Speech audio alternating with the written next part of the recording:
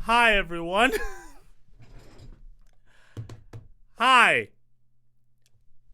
I don't quite know what that was, to be totally honest. I wanted to jam. And jam I proceeded to do. Don't ask me how. Don't ask me why. I just did. Vibes, indeed. Oh my god, hello everyone. Wompu, of course, welcome. Susie, hello. Red Hot Charizard, hello to you too, the boy Danny, Coco, and Ages. Hello everyone, and welcome along here to a little special reaction stream, because today we're gonna react into Susie with the shout out already. I'm gonna take a quick sip of Game Sips. There you go. Oh, Johnny, can you see?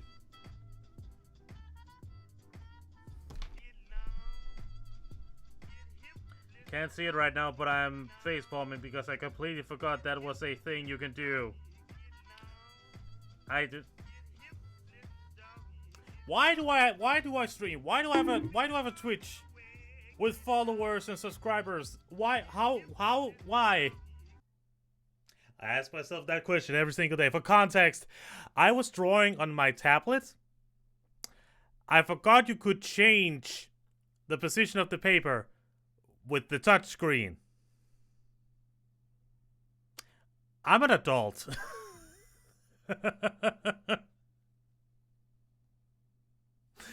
Oh god. Coco, don't you start. Don't you fucking... Alright. So, we're gonna be watching a couple of one, maybe two videos today, if I am good. What the fuck?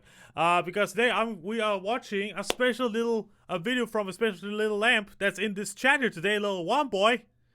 He made himself present and known before. We're gonna be watching his 10th year anniversary video, which is his top 30 favorite Pokemon. Which I say is a great 10th year anniversary video. I just agree on that. That is very good.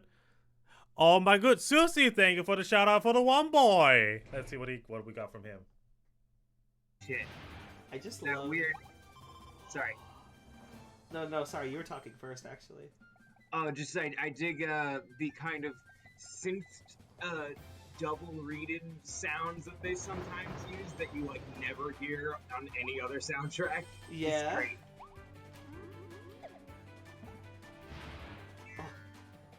Hello, Kirby.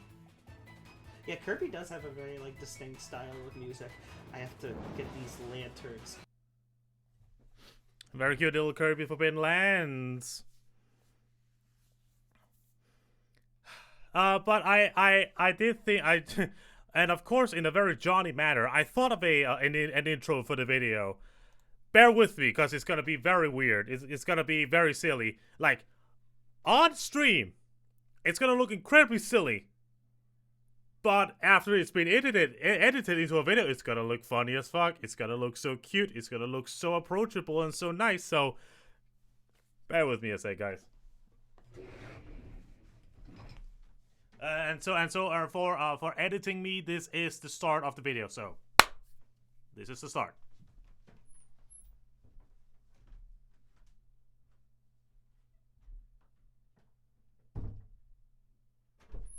Pokemon! Goddamn, I can't see myself. Wait. Pokemon! Okay. Here.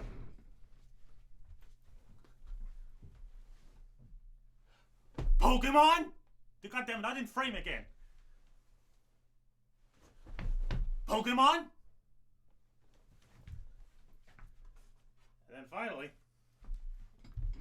sorry, I said I knew that. I said it was gonna be something. Pokemon.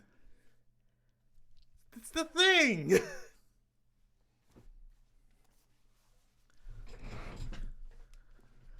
Hello everybody, my name is John Inferno, and welcome to the next reaction video where this time around we're going to be watching another video from the one boy himself, which is top 30 favorite Pokemon. I've seen you through the veil. Yes, you are! This will not make sense for those who are watching the video. I'm probably editing this part out, but looks into Jesse's charger. Pokemon! That would look so strange if you were here on the stream. But it's gonna look hopefully nice when the video is edited. Future me. Remember, good. Okay, goddamn Susie. Every time with this. Goodness gracious. Alright. But yes. Today we're watching top 30 favorite Pokemon. Now, Pokemon is a thing that I am very fond of. I love it very much. And remember, ban him on Twitch itself. Susie, you I don't even know how to respond to all these things that you're saying. But the reason why I say that there's maybe more is because I remembered that some time ago, one with your friend, Miss Spectra, released her own video with the top 10 3D Zelda bosses featuring you. And I thought, if I have the time for it, why not react to that one as well today? So we get two good things at once. We all love two good things at once. Don't take that out of context. That sentence is something that can be very easily taken out of context. Don't do that. But yeah, so I thought, why not give it a shot? Hopefully this time this video is not gonna become 2 hours again, like last time. So I designed this new countdown to violate Twitch TOS in the first minute. God dang it, Wombo! But if you're ready, my dear friends, let us watch top 10 and top 30 favorite Pokemon by Wombo. Let's go. Oh, I can see what you mean because of the music. Strong Pokemon. Hopefully, weak Pokemon. That is hopefully only they the will be okay with it. perception of people. Truly Okay. skilled trainers should try to win with Oh, okay. my favorites. Mine specifically. Don't even bother having your own opinion. I've got this, okay? Okay. It's fine. Howdy doody, Hi. everyone. Wombu here. Howdy a lot doody. of people have said to me over the years, you know, you're a Pokemon. Yeah. And it hits like a devastating truth bomb every single time. Despite that, I've only really talked about Pokemon once on my channel, and I didn't even Oh yeah, you only have talked about it once. For some reason in my head, for some reason in my head, I always think that you have like made like 1 or 2 lists, but no, the franchise you made most lists about is Kirby. It's actually kind of funny. Never really thought about that until now. even look like this at the time. It's kind of fucked up. I'm like legally owned by this franchise, sort I think I actually saw the video in my recommended today. Oh, good. Then you're watching it now. I did the collab with Ari, but that wasn't much. That is true. I think that's why it was in my mind, because you were doing stuff with Ari on her channel. I think that was why.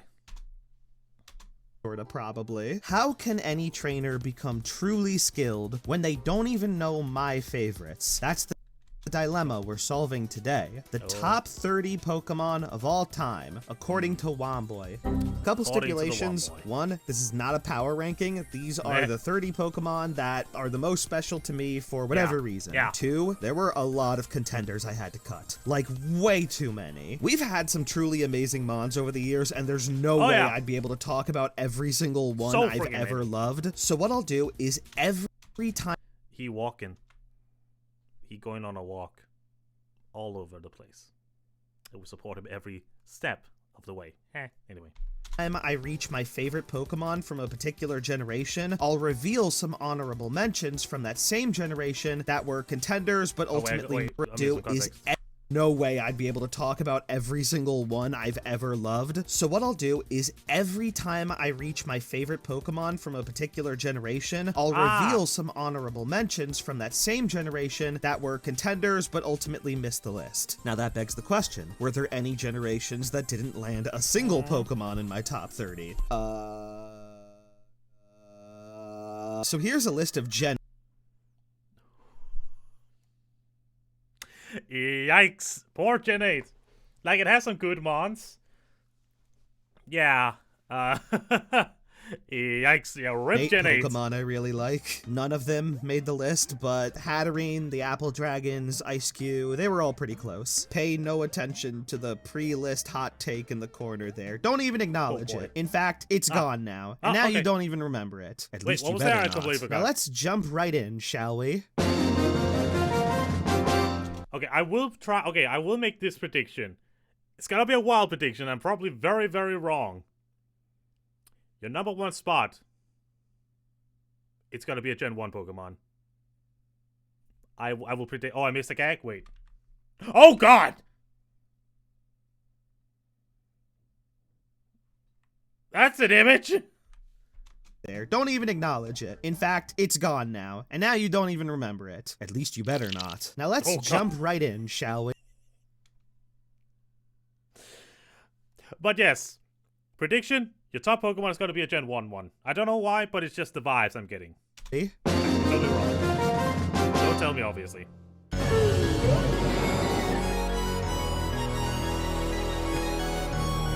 I like the Ultra Beasts quite a bit, to the point where I once thought about ranking their different Ultra Space worlds. Let me know if you want me to make that video so many years too late. Wait, do we know enough about each of the Ultra Beast worlds to, like, probably, like, rank them? Or would it just be based on, like, looks and vibes? Also, I'm getting darker. Yay, that helped a little bit. With me for just a second. The Tale of the Bamboo Cutter, I swear this is going somewhere, is a Japanese folk story about Princess Ka. Oh, as a lover of Gen 7, please do. But is this, it's probably just maybe based on impression we get from visiting them. That's fair enough. But alright, I can already see where you're going with this, with Celestial, being based on the Tale of the Bamboo Cutter, because, like, flying up into space, the princess ended up going back to the moon, and her arms, like, she basically looks like a spaceship, and if I remember correctly, some of her arms are, like, kind of bamboo in design, so I can see where you're going. Kaguya, who was discovered in a bamboo stalk as a baby. Don't worry, the myth nerd here is with you. And later discovered to be sent from the moon. Studio Ghibli did a movie about it, and if you're a terrible little gamer, Okami referenced it directly. Yeah, Game Freak decided their version of Kaguya would be a genderless bamboo space shuttle. It's big, it's strange, it's important, and it's unexpectedly adorable. When you encounter it in-game... I had never really looked at it closely. I did not realize it had that long of a neck. On its main body looks like a traditional Japanese I have never looked at this design more closely. I have just realized. Yeah, it has a face. The body looks like a like a kimono. The bamboo, yeah. I have never really looked at this one closely. Susie, this is a Ultra Beast from Gen 7. The Ultra Beasts are basically like aliens or extra-dimensional beings. This is why, like, they look so weird. It says Shiningly. So I named it that. Give it a deceptively good move pool and a great typing, and Shiningly is so utterly perfectly Wombu core. And we've still got 29 to go, so let that speak volumes for the rest of the list. Also, I appreciate you played DuckTales Moon theme in the background. That theme is legendary.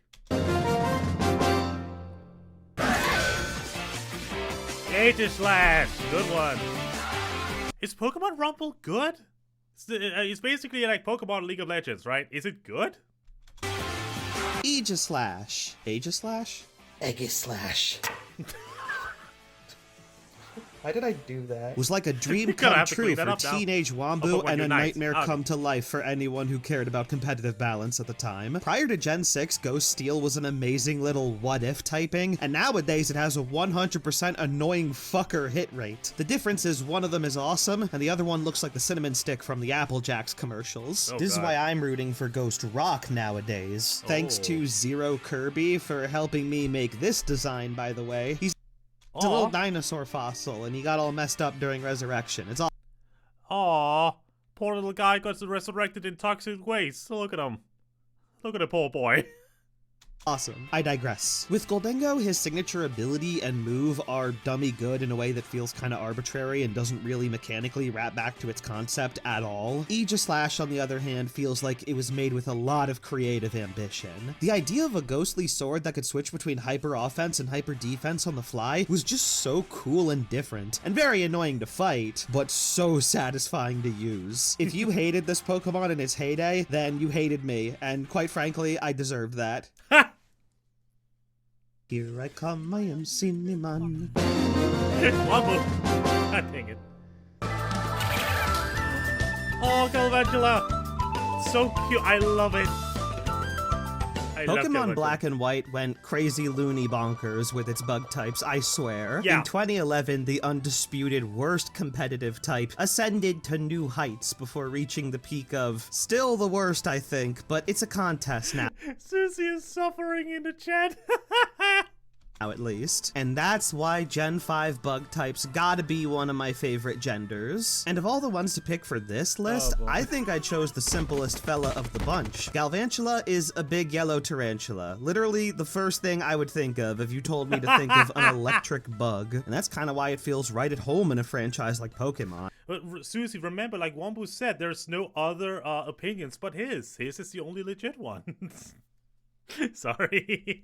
It might not necessarily be greater than the sum of its parts, but it's just a fun Pokemon to use with a charming design that gets a couple little extra tools to stand out from the average special sweeper. It gets a super crippling entry hazard and Sticky Web, its Compound Eyes ability allows it to reliably use Thunder instead of Thunderbolt. It has a decent offensive move pool, but most importantly, it's a very, very cute spider, so I'm happy to bring it on So board cute. whenever. What you see is exactly what you get, and while I might only have two little eyes in comparison to this guy, I thankfully love what I see regardless. Actually, hold on, let me just...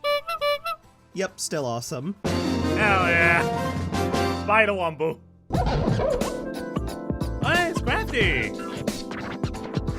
The little rapscallion. Scrafty's my fucking guy. Yeah. He's got tall hair and a cool hoodie. I trust him with my life. I like Hell punk. yeah. I love hip-hop. Of course, Wombu's gonna love the lizard that turned its own molted skin into drip. I want to wear Yeah. molted skin. And if you want to help me achieve my dream of wearing molted skin by donating your own molted skin, you can not... Don't do that. That's weird. Scrafty could have been straight Wombo, should we be worried? Should we be worried about do not give me your skin. Well said. ass, and I would still let him hang. But thankfully, what we got was a super versatile fighting type with coverage for days. An offensive, moxie-boosted monster, a defensive intimidator, or a chill setup It's not just shedskin unclear what happens. snoozer. I'm actually kind of amazed that I said that on the first try. Setup shedskin sled up snoozer. I'm actually monster, a defensive intimidator, or a chill setup shedskin snoozer. I'm actually kind of amazed That was actually that was your first take. That was actually pretty amazing. Well done. that I said that on the first try. Setup shedskin sled up snedskin. I can't say it now. And thanks to the dark type, it Boy, Susie, the band flamer, please.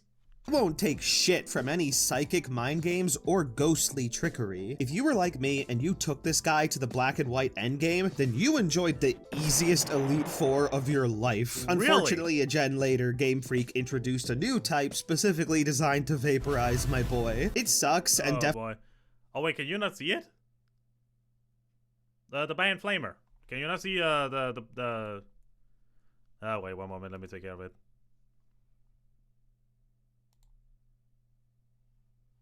Huh, okay, I guess it was hidden from you guys because I could see it. Wait, can I god damn it. No, go away.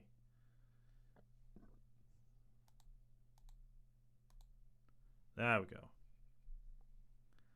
Oh, you're on mobile. Okay, that's maybe it. Okay, back to it. definitely makes Scrafty that much easier to counter. But when the fighting style is this fun and the Wait, let me vibe go back a bit. I missed it. produced a new type specifically designed to vaporize my boy. It sucks Oh. and definitely makes Scrafty that much easier to counter. But when the fighting style is this fun and the vibes are this immaculate, damn right, I'm gonna keep riding for him. Like, Scrafty looks right at home in Team Skull. Like, the vibes check out. It's so good. Wombo, I love your pick so far. Next entry is a weird. Oh, look, we love our weird picks. We love our weird picks.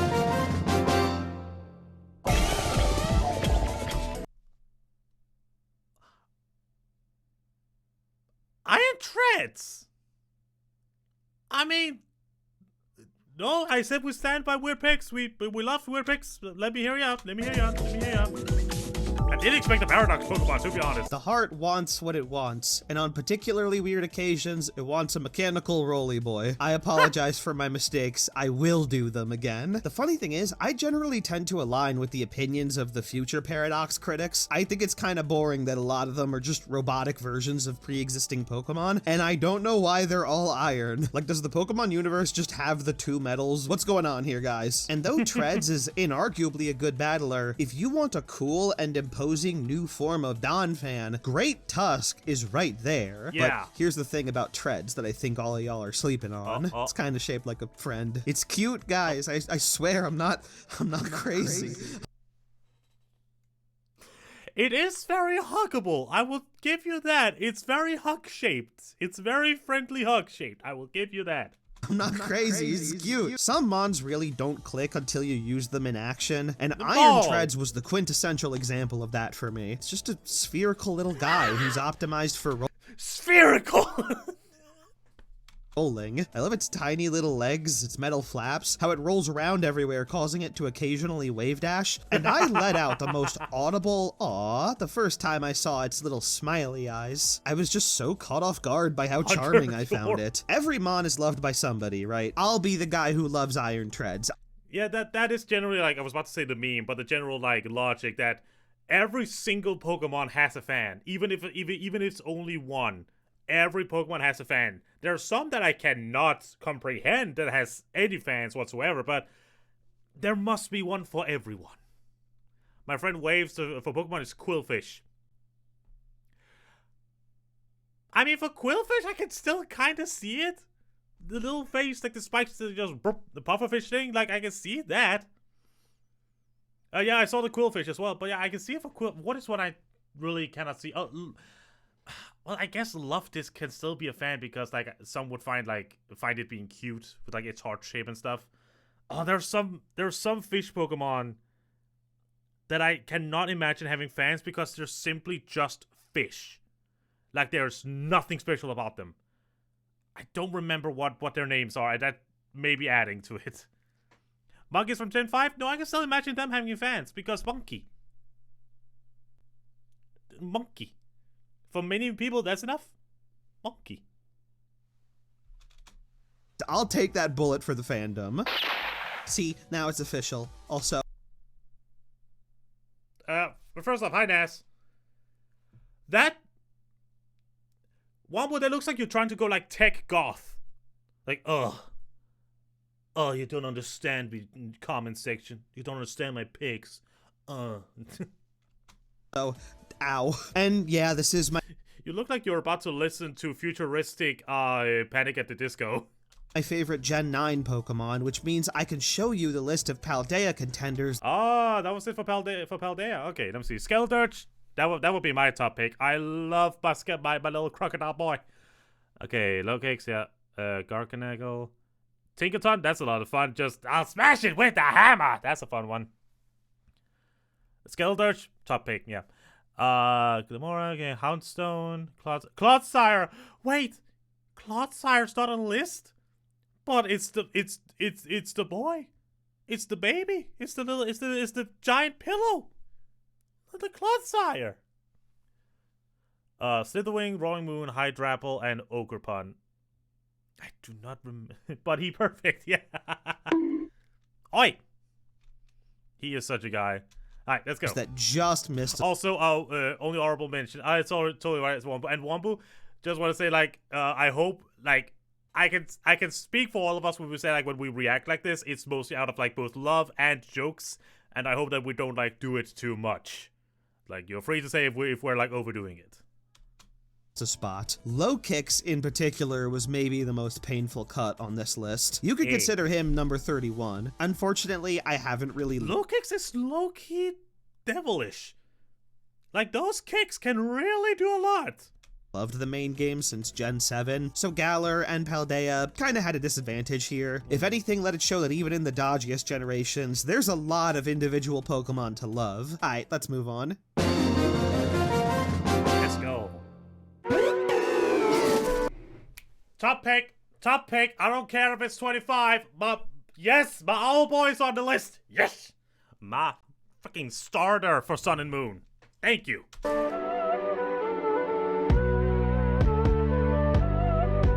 CGI is Okay, so we're good. back on track. Y'all are cool with this one, right? This is a good take? Okay, Decidueye does two things really well competitively. Jack and pace. But what it lacks in competitive viability, it makes up for by pandering really, really hard to me. An adorable squish bird that, depending on what game you're The Borb.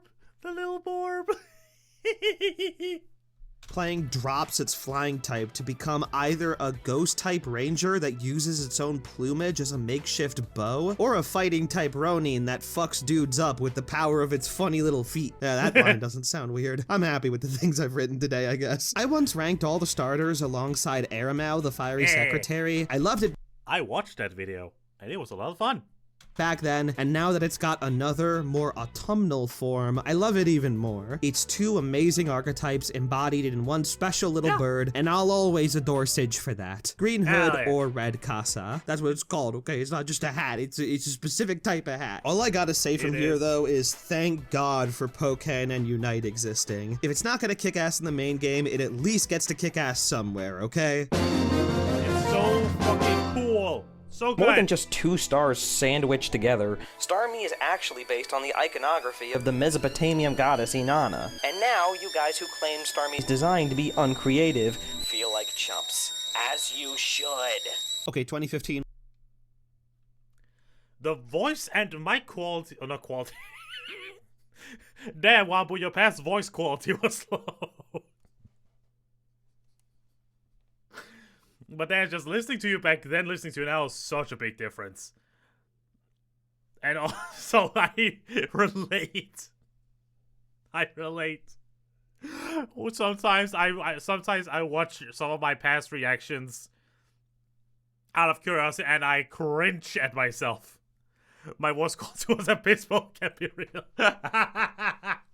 Oh man, I'm glad you upgraded your voice, Wambu. It's very good. Wambu, I'm a level with you. You're a good boy, and you're gonna do amazing things in your future. Yeah. Also, shut the fuck up! You didn't know about that until making this list either, you pretentious little hat man. That's not why you like Starmie. Okay, it's been 10 years. Time to show me how it's done. Starmie is, like, it is a kind of a unique pick, because I don't see many people talking about Starmie, even if it's videos talking about Gen 1 Pokemon. I don't see many people talking about Starmie, so this is a very cool pick. And yeah, Starmie is really freaking cool. I loved seeing it in the anime when I was younger. That sentence just hurt me. Mesopotamian goddess. I love that it goes, yeah! Jesus Christ. Starmie is a fantastic Pokemon because it's got a killer design, it throws its own body around like a shuriken, and in battle, it can do pretty much everything, spitting in the face of all conventions, including gender. Possibly the first sleeper amazing Mon I ever discovered. It has good speed, good special attack, and the most bizarrely diverse move pool. Being both a starfish and a gem apparently gives it the leeway to fire off thunderbolts, ice beams, and flash cannons. It can set up trick rooms, screens, rain, it can change its own type, it can just straight up heal, and yeah, it's squishy, it's not amazingly Look at it go! Helicopter, helicopter! Also, I had no idea that Starmie was that versatile when it moves. I had no idea. powerful, and it's fast, but not the fastest. Still, it took like 7 generations for this thing to finally be power crapped out of the OU tier. And who knows what kind of shenanigans it could have gotten up to if it was actually in Generation 9. Someday, we may just see the salty Starmie run back, and personally, I think Pokemon will be all the better for it. Hell yeah. Also, I think I've seen some theories say that Starmie is like, Starmie and Staryu are like aliens, or something like that. Araquanid! I used this one in Sun and Moon. It's really good. That bubblehead does a lot.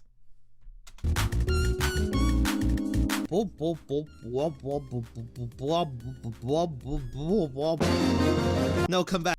I have stuff to say, actually. What was that? Originally, I thought Galvantula would be the highest rated unexpected bug type to land on here, but I don't know. I think I've just been waiting to love a fully evolved water bug type since Surskit didn't really fully commit to the bit back in Gen 3. And while Araquanid isn't as cute as Galvantula or as It sounds like you're trying to make your own version of a Reggie. as cool as his fellow Alola water bug Golisopod, he brought his own uniquely mesmerizing weirdness I grew to love more. I saw the terror it calls a face, and I said, oh yeah. That's a good boy. And I love taking it into battle too. It's a weird guy, but for a liquidy Spoder, it's deceptively solid. It's in OU. Sounds like Portia told us it did Peanuts. It really does. Right now for being a good sticky web setter that also counters the tier's top players. But I think you right weird guy, but for a liquidy Spoder, it's deceptively solid. It's in OU right now for being a good sticky web setter that also counters the tier's top players. But I think what really keeps it afloat is its unique ability, Water Bubble. Wanna know what this does? Here's the description. Araquanid is a bubble-blowing beast that will beat senseless every bum-ass baby in the battle. That's what it says, okay? Look it up. What? I would never spread false information on the internet. Your babies are just bum-ass. Jokes aside, That's a lot of glasses, Wumble. That's a lot of glasses. Water Bubble is basically 3 abilities mashed into one. An immunity to burn, half damage from opposing fire attacks, and double damage on its own water attacks. This ability would go absolutely buck wild on a Pokemon that doesn't live and die by its special. Yeah, it doesn't have a lot of it's more of a special tank. But if you can, yeah. I forgot what I was trying to say. What's so hard? Defense of all things, but for Araquanid, just throw liquidation on it and it'll get stuff done. That's just how it be, man. Bring an awesome concept, playstyle, and design to the table, and I can adore some mons despite relying on pretty much one move for damage. And that's why Typhlosion is number 13. Don't tell anyone else though, okay? Oh. That'll be our secret for now. Okay. Don't tell anyone, chat. Don't tell anyone. Shh. Don't tell anyone, chat. Don't tell anyone about that. That'll be our little secret. Secret! Oh, first off, Umbreon. Second, oh my god, well, how did it go? It's like, it's a secret, can you keep it? Da, da, da, da, da, da. That was a useless reference. Let's move on. Umbreon! Guess what, goof butt? I love the evolutions. Same. All of them. All Same. 8 of the colorful quadrupeds. Love and it. yes, I'm counting black as a color. If you have a problem with that, take it up with the barrel end of my Glock. I obtained illegally registered firearms, and I am scared to use them, so don't. Also, oh yeah, black isn't considered a color? It's considered like an absence of color, isn't that right? Susie, you're the artist here. Is it true? Because I keep forgetting that if black is considered a color or not. Or if it's just considered like an absence of color. If that makes sense. Don't push me. Umbreon is the only evolution to not put a single shred of effort into its base offensive stats. If all the other evolutions are exercising at the gym, Umbreon is the guy who claims to be mentally exercising at the library. Getting hit by Umbreon is like getting hit by a balloon. You might not even notice when it's happening to you. And because The typical strategy I've heard of to go with Umbreon is that just, people say it's a shade, but like, piss off, it's a color. Yeah, I kind of feel the same way. But yeah, the typical strategy people do with Umbreon is minimize lots of defense, special defense, and toxic. And just toxic stall. Because of that, it seems to sort of struggle in most early game adventures. This fact, however, taught a very young Womboy an important Pokemon lesson, especially with Colosseum being one of my first Pokemon games. Not every Pokemon needs to be a bulldozer. It's less of a fighter and more of a cleric. I don't know, I'm not a big D&D guy. Don't correct me on this. I would... my mind would say a paladin, but even paladins can like really trump some face with their smites. Oh, don't.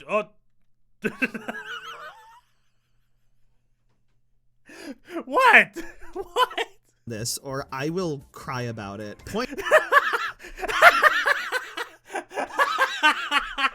Okay. I'll keep the D&D nerd in check. Don't worry. Is give its defenses some time to develop, and by late game, its sheer endurance becomes a defensive pillar for your team. And thankfully, it has a number of support options to build around, like Toxic Stalling, or Wish Protection, or Heal Bell. A while ago, I did a randomizer race of Pokemon Emerald with my buddy Wave, and Rats, the Umbreon, started off underpowered compared to the rest of the team, but ended up as the undisputed MVP of my Elite Four run. That's Umbreon in a nutshell to me. Just keep it away from taunt users, or be prepared for an intimate relationship with the swap Pokemon button. It's like, yeah, keep it away from taunt users, and I forgot the name for it, but the thing that basically swats stats, like switches stats between the two Pokemon. Keep away from those as well. Oh no, wait, Trick Room, because if I remember correctly, Trick Room basically like reverts. No, it doesn't. Why am I talking like I know Pokemon? I don't know Pokemon. Metagross at 21. Oh, Trick Room switches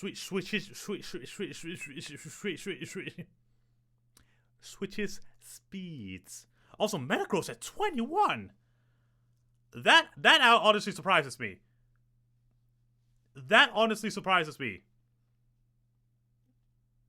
Because Metagross is like top tier.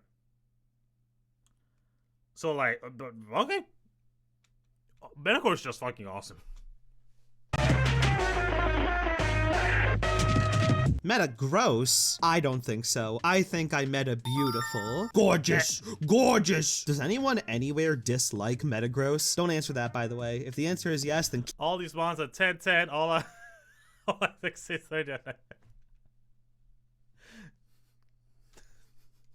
yeah. it is basically it. Keep it to yourself and know that I don't fuck with you. If you're at all familiar with computers, you know that they are incredible machines. Based NCIS reference. Just saying, based. Machines that contain incomprehensible levels of information. Also, they're fucking dumb. They're so fucking stupid. They're dumb and stupid and bad. Wait, you sent me down a research rabbit hole in regards to Black Beacon Color. HS! I activated the TISM. I activated that curiosity. Metagross, however, is built different. Much like humans, Metagross has a brain in each leg, and then there are 4 of them. Bad science aside, Metagross is fucking peak. A vicious supercomputer with 135 base attack before the Mega Evolution. An ability that prevents its stats from... Metagross was one of those Pokemon that did not need a Mega Evolution at all. But we welcomed it with open arms. From lowering, and a killer offensive move pool. There's really not much that Metagross isn't at least a little equipped to deal with. Speaking personally, it's one of the first steel types I ever dedicated myself to training, and to this day I consider it one of the big reasons I love the steel type so much. Surprisingly, however, it's actually not my favorite pseudo-legendary. I didn't even find the poem in my Emerald playthrough. Isn't, I believe its first evolution is Speldum. Oh, please correct me if I'm wrong on that. But isn't its first evolution like really hard to find, or you can only find it like real late game? Isn't that the deal with it? Because it's a pseudo legendary. In the franchise, want to know who is? Not my favorite pseudo legendary in the franchise. Want to know who is? Because I'm gonna talk about him in the entry after this one. I wanted to put them next to each other, and then classy. This fucking happened. Rest in peace to the sensible pacing of this video. I hardly knew you, and I've already forgotten why I'm here. Hey, a pumpkin! Hey! Oh, Gorgeist! I really like Gorgeist. Like, I want to play Gen 6 again so I can play, like, because I believe Gorgeist debuts in Gen 6. And I want to play with, like, the pumpkins. I want to play with the spooky trees. Because Gen 6 had a lot of awesome ghost types. I want to, if I could, I would make, like, a mono ghost type run of Gen 6. Because there were so many cool ghost types in that game. You guys should have seen me back in like 2013. If I was a little incessant in gassing up Starmie, I was just a full-on walking billboard for Goregeist. This fella got barely any love, and I needed the whole world to know how cool I thought this Pokemon I love the two response I got to that thought. Do it, stream it. was. And you know what? Goregeist is a fun enough mon that I actually nabbed a few converts. Nowadays, I do get why it's not really acknowledged much. It's never been good in top competitive play, and culturally, it's kinda overshadowed by Decidueye, Trevenant, and even its own pre-Evo. But back then, I really felt like I struck my own little pocket of gold, and deep down, I still have a bit of hope. I think Goregeist wears the grass ghost typing better than any of the others. I really adore Decidueye, don't get me wrong, but he's also a pretty straightforward attacker, and these are like the two most annoying types in the whole series. I want to be throwing out seeds and subs and statuses and synthesis. I want to switch a bunch of items around and disappear at random. I want to be a little rascally varmint or a big ol' wall stall, and when I do finally go down, I want to take them to hell with me. Hell yeah. Goregeist is the annoyance I crave. It's hard to predict, and with the size changing mechanic, it's pretty modular too. It's a gimmick, sure, but it's a gimmick I get. I never really knew much about Goregeist. I just knew that I loved the design, the little pumpkin thing it had going on, and his previous evolution was adorable as hell. So yeah, I'm learning things. Thank you for teaching me, Professor Wombu. Okay, we're back on track. Now it's time to talk about my favorite pseudo-legendary. Aye. On one hand, there's Metagross, who's amazing, and I love Generation 3. But on the other hand, I love Generation 3. Ah, Salamence! Good pick. Plot twist of the century. The other hand was the one hand the whole Damn. time. The only generation that brought two pseudo-legendaries to the table also brought in my two favorite ones. To be fair, Tyranitar, Garchomp, Hydreigon, and Goodra, they're all honorable mentions. I love those guys. But Salamence reigns supreme in my mind. I feel like there's kind Hey, if you ever run into a Palkia, you'll be ready. That's a Jaden Animations joke. Watch her videos if you don't. a Venn diagram when it comes to enjoyers of the dragon type between those that prefer the more cool, badass dragons and those that love the cuter or sillier ones. I definitely dabble with both personal Quickly go back. dragon diagram when it comes to enjoyers. Wait, Metagross and Tyranitar are the only pseudo legendaries aren't dragon type. Oh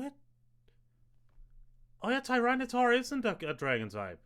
I keep thinking that he is, but he isn't. No. Of the dragon type between those that prefer the more cool, badass dragons and those that love the cuter or sillier ones. Yeah. I definitely dabble with both personally, but I lean on the side of the badass. I personally sort of lean towards the more badass side as well, but I do also love the goofy ones. Oh, I forgot to touch on this on the list, but Salamance's text entry mentioned that it basically willed itself into growing wings, and that's why its evolution all looks so different. Really? I did not know that fact. That's hardcore. Also, I love that you gave Salamence the shades and the Glock. To all the gun nuts in the chat that's about to freak out, I know it's not a Glock. I think. It wanted to be a dragon so bad that it changed its own biology. That is cool. I did not know that. Asses. So Salamence being one of the most dragon-looking dragons in the franchise won me over so quickly, and I have a lot of sentimentality for it too, both as the first dragon I well and truly fell in love with, and as the first Pokemon I ever successfully EV trained. And I'm really glad I started with it, because Salamence isn't just dummy strong, it's versatile. Good stats across the board, a great offensive move pool, both on the physical and special end, two really good abilities to choose from, recovery, setup moves, and even some support here and there. Just an amazingly cool dragon that can do like a million different things. Some think it overrated. I think them's just jealous. Oh, damn. Salami. Oh, Cacturn! I don't remember which YouTuber it was. It was another countdown maker. But they talked about how this was basically the source of childhood horror from Pokemon. Because they read about how Cacturn like stalks people through the desert and waits for them to get tired and stuff. It's really, and also just really cool. I love how this one looks. I got permission from Jerry Terry to use the song. Cool. I just made a very niche section of the viewers extremely happy, and everyone else very confused. But come on now, this isn't surprising. Cacturn is green, spooky, and has a cool hat. Literally my 3 favorite pronouns. And on an even more personal level, Cacturn was maybe the first conventionally bad Pokemon I ever used competitively. Really? It's a glass cannon. Its offensive stats are surprisingly great, but it gets one-shotted by a hangnail. Not inherently terrible on its own, but speed is the sauce on the glass cannon pizza, and we are sadly sauceless. It's so Oh, wait. Let me look at those stats again. Let me look at those stats. Come on, go back. Oh, wow. Yeah, I can see what you mean. Like, I know it's a cactus, but that speed. Oh, wow. Like, I am not a competitive player by any means, but even I can say, yikes, those defenses won't do anything. It's so tragic, especially given its infamously creepy dex entry about stalking prey all night and partying every day. Cacturn, you talked up a big game just to go down like your ass hurts. Yeah. Sometimes you just need a mon to carry you in the right context, though. Swords Dance, Sucker Punch, slap on a Focus Sash, and we can work with that. Nowadays, that combo is very typical, but back in Gen 4, it was just funny because people didn't expect Cacturn of all mons to be a surprise sweeper. My longest ever Battle Frontier streak in Pokemon Platinum had Cacturn as the lead. And I'm Really? being so real here, I swear this happened. As my dad always says, I'm being dead ass. It reached a point where the game literally kept trying to algorithmically counter me by having every trainer lead off with a fucking Moltres. It's maybe the only time in my entire history of playing Pokemon that the game struggled to mathematically cheat me into defeat. That experience, along with the many times I trolled my friends. Oh, what in the world is that? That must be a new thing. I have not seen what that is. But the game, like, kept trying to beat you, and you said, "Nuh-uh, Cacturn goes brr." Friends with this guy, cemented Cacturn as a forever fave of mine. If I see a ragtag group of these guys in the nighttime desert, I'm busting out a bunch of sashes and we're all going Moltres hunting. I have not seen all of the newest Gen 9 Pokemon, clearly. Ninjas! We're really on a hoeing streak right now, huh? Also realize you really love your bugs, Wumbu. You really love your bugs. Which, like, I don't blame you. Bugs are really cool. Galvantula and Araquanid were my top 2 bugs for a while, with Ninjask sitting pretty at number 3, but then something happened. It grew on me. That's what happened. Let's visit the glass pizza again for a second, because that was clearly a good metaphor. Because now it's got notably less cheese and a boatload of sauce. And Oh, good. Good lord. It's nothing but speed with the tiniest bit of attack. Look at that. It has even less survivability. Good lord. and every turn, this fella uses Sauce Boost to add even more sauce to this pile of saucy glass. It's just way too much sauce. Beep, Ninjask is so fast. It's not the Oh, I just wondered, did you happen to watch Jane's video of No, I have not seen that one yet. I will at some point. fastest Pokemon, but like, yeah, it is. Anything that does outspeed it won't for very long. Good and thus it's my lord. go-to mon when I want to put bugs into people's brains, which I very often do. It's another mind gamesy fellow is what I'm saying. No one wants Ninjask to be out in battle for long because it can become swole so quickly, and from there it'll either start sweeping the dust from the creaky ass floor that is your team, or if the format allows, pass the boosts onto someone else. There are admittedly a lot of counters to this: Stealth Rock, statuses, Trick Room, and priority moves, but Okay, just quickly, I love seeing people in the chat hearing some of the music you use, and like, oh hey, it's that the music. I love seeing that. So good, so cool.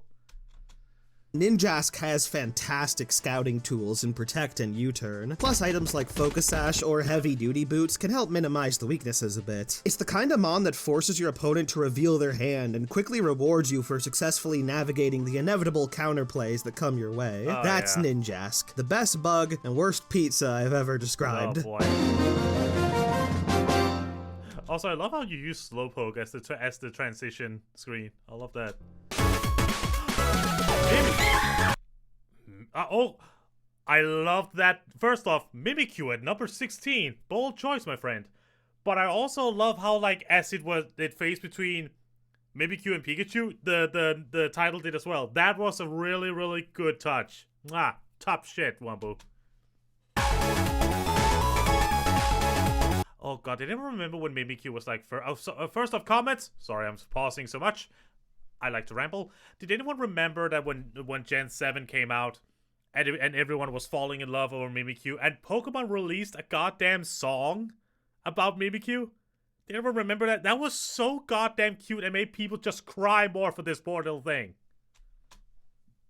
Does anyone anywhere dislike Mimikyu? Once again, don't actually tell me. Yeah, Susie, yeah. They basically released a song that was like Mimikyu's backstory. It's so good.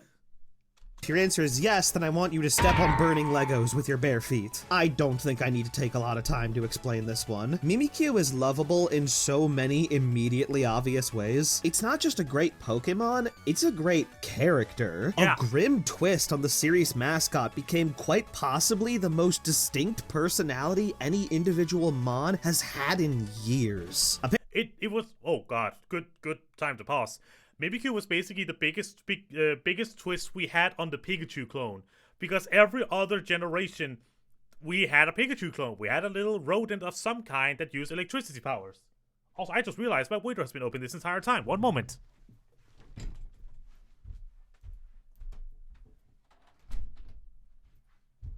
Sorry, neighbors. But yeah, the Mimikyu was basically Gen 7's Pikachu clone, and it's like the most it was a legitimate Pikachu clone. Oh, it had one besides Mimikyu? I don't remember which one that was then. Apparently, this jelly little freak is too horrifying to look at in its normal form, so it dons a goofy little Pikachu disguise in order to be more approachable. Oh, in battle, this right, translates to taking a free right. hit and watching the disguise go bebunk. It's basically a free turn of setup. Yet another busted Free turn to just do a boost move, basically. ability given to a Mon packing an oddly large amount of zinc. This is a weird pattern with you, Gen 7. And if all that alone wasn't thematically delightful enough, for a Mon that wanted to be Pikachu so badly, it didn't even end up being the Pikachu clone of the Alola region. That is. That's part of what makes Mimikyu's real-life popularity feel so poetic, though. He wasn't even in the ballpark of the guy it was imitating. But for me, and many others, the Pokemon largely defined by what it's not became all the more special for what it is. And plus, Mimikyu's trial, like it's what's it called, like Captain Trials or something in Gen 7, was maybe the best one, just because of the whole scenery and the vibes. Really good.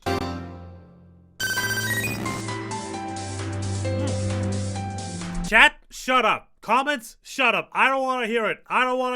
One was probably about to say the same. I don't want to hear it.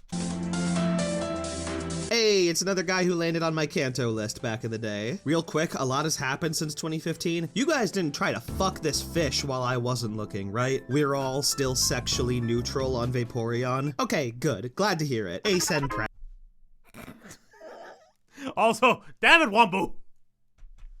Back in the days of Pokemon Black and White, I may have honestly considered listing Vaporeon among my least favorite Pokemon, where the combination of the rest and hydration ability made it the stalliest scoundrel to ever hit a rain team. When the Weather Wars ended a mere generation later, though, I laughed at this guy. Haha, said Wom. Live chat was sweating. I bet they were. No one cared. Yes, I also legitimately like Vaporeon. I love Vaporeon. Both because look at it, it's really pretty, it's really cute, and it's just really good. And I loved how in the anime, like, it melded into water. It's just a really cool, really good Pokemon. Yeah, sorry, but hey, luckily nowadays, I think its spot for most, like, cursed Pokemon has been changed out because of those leaked stories about, like, Typhlosion and stuff. That was the thing to be revealed. About you anymore. No one loves your naturally great bulk, or your decent move pool, or your little flippy fins, or your cute little face. Except for me now, actually. Welcome to the team. It's kind of another iron trap. Yeah. situation where it took a little while for me to recognize its charisma. But even more than that, it just feels like a nice bulky attacker to have on your just team. good. A lot of others are brought down by a low HP stat or shoddy moves or a bad typing. Vaporeon has the kind of vibe I want though. Do what you do with general success and be very cute in the process. Life goals, to be honest. So good. I think it's close to be my favorite evolution. Like, if I ever did a list of my favorite evolutions, I think it would be number 1. I'm not sure. I would have to go through them all again. Because, like, because Leafeon and Glaceon exist, and they're also amazing.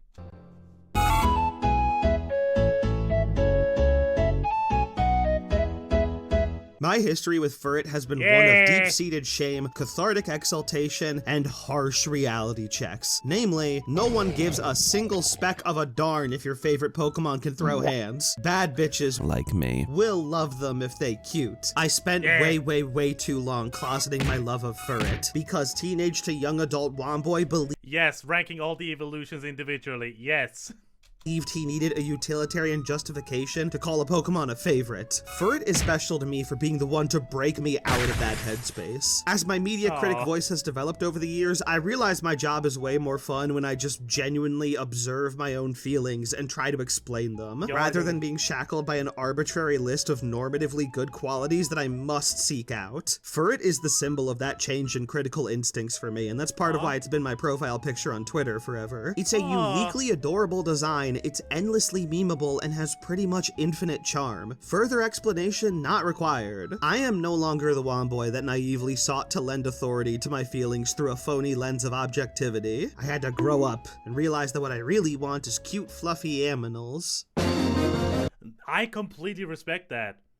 I guess in a way, as a reactor, as I've done these videos through over 10 years, basically, at this point, I've also learned to just be myself and, like, not to be cool or smart or something like that. I've learned to, like, you know, just, well, be myself, be more open with my opinions.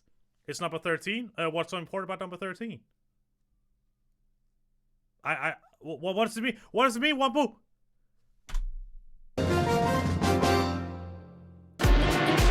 My God, I did not. Oh my God, Typhlosion! Holy shit! Typhlosion! Fuck!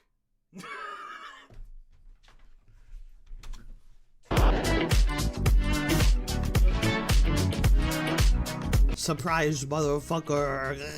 Thanks for keeping my God. secret. You're the only one who knew about this. This joke fucking sucks. I've heard a number of people rag on Johto, especially the starters, for mostly just being boring animals with not much going on conceptually. Generally, I disagree with this. I like a lot of the simple animal Pokemon. Yeah. And Typhlosion in particular. Fucking in Gen 9, we got a flamingo. Straight up flamingo. Look at him. I'm probably gonna put this in post. Unless I forget. Editor Johnny, please remember to put a flamingo up here. Just flamingo. Embodies a weirdly modest badassery that I have a really big soft spot for. Like, it's really cool, but still holds on to that underdog appeal. And looking at it from the lens of personal attachment, I think it might genuinely be the first Pokemon I ever developed a hyperfixation on. True story. Once again, I'm playing the dead ass card. When I was in first grade, our teacher had us You activated my dead ass card. draw pictures of what we thought we'd look like as old people. I drew myself as an old man in a wheelchair, and because of my affinity for Typhlosion at the time, I also drew fire shooting out of my back. My teacher was horrified. She hated it. But look, all these years later, I'm 30 and the fire is currently shooting from my head. Baby Wombu made a prediction. So far, he's on the money and I'm living my dream. That first grade teacher ain't shit. More to the The goddamn Hope Core.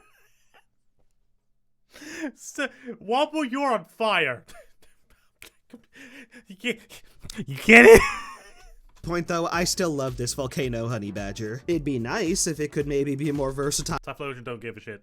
in battle, but it's getting there. It used to just spam eruption. Now it can spam eruption, but as a ghost type. We're making progress. Oh, when you found Hope Core memes during making this video, that's amazing. They are so good. Very slowly, but not at all surely.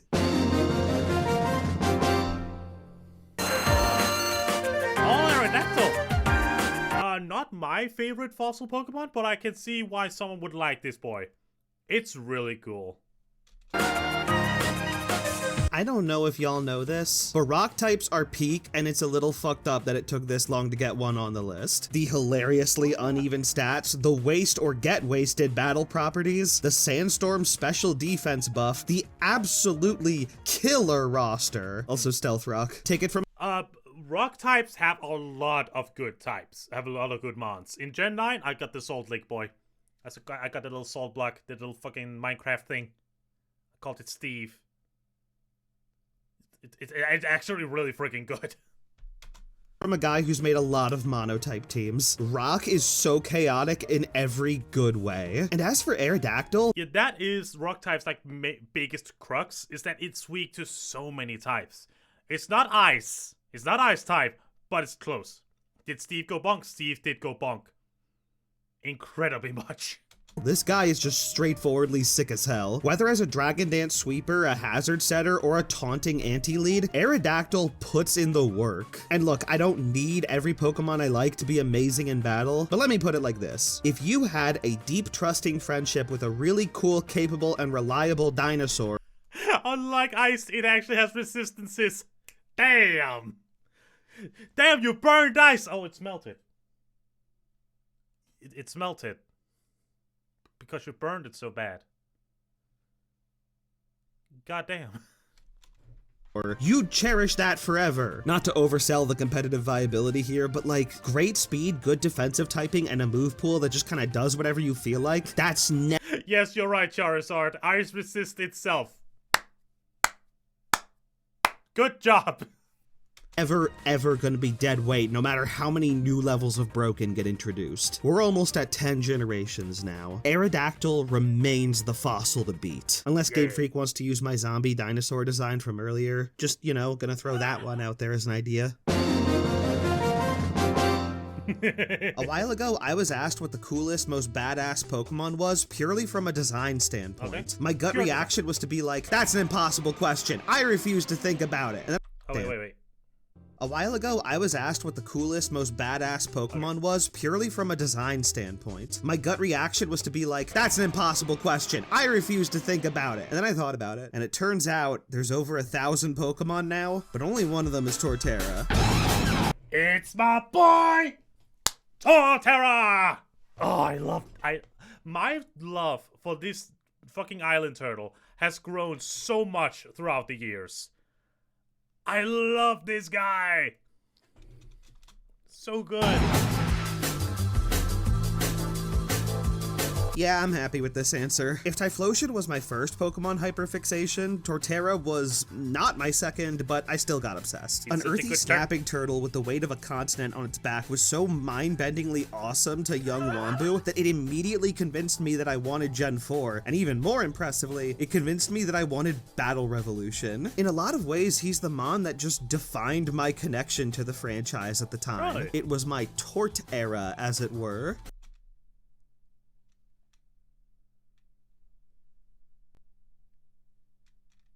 Please don't go. Please don't go. I'll be better. Torterra is one of those mons I love using in battle defiantly in the face of competitive assessment. I'm not about to make the case for Torterra being the new meta because it shouldn't be. A decent move pool, attack, and defense does not make up for middling bulk, a 4 times ice weakness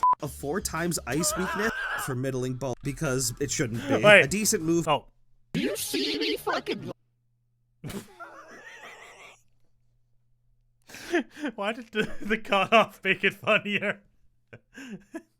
Full attack and defense does not make up for middling bulk, a 4 times ice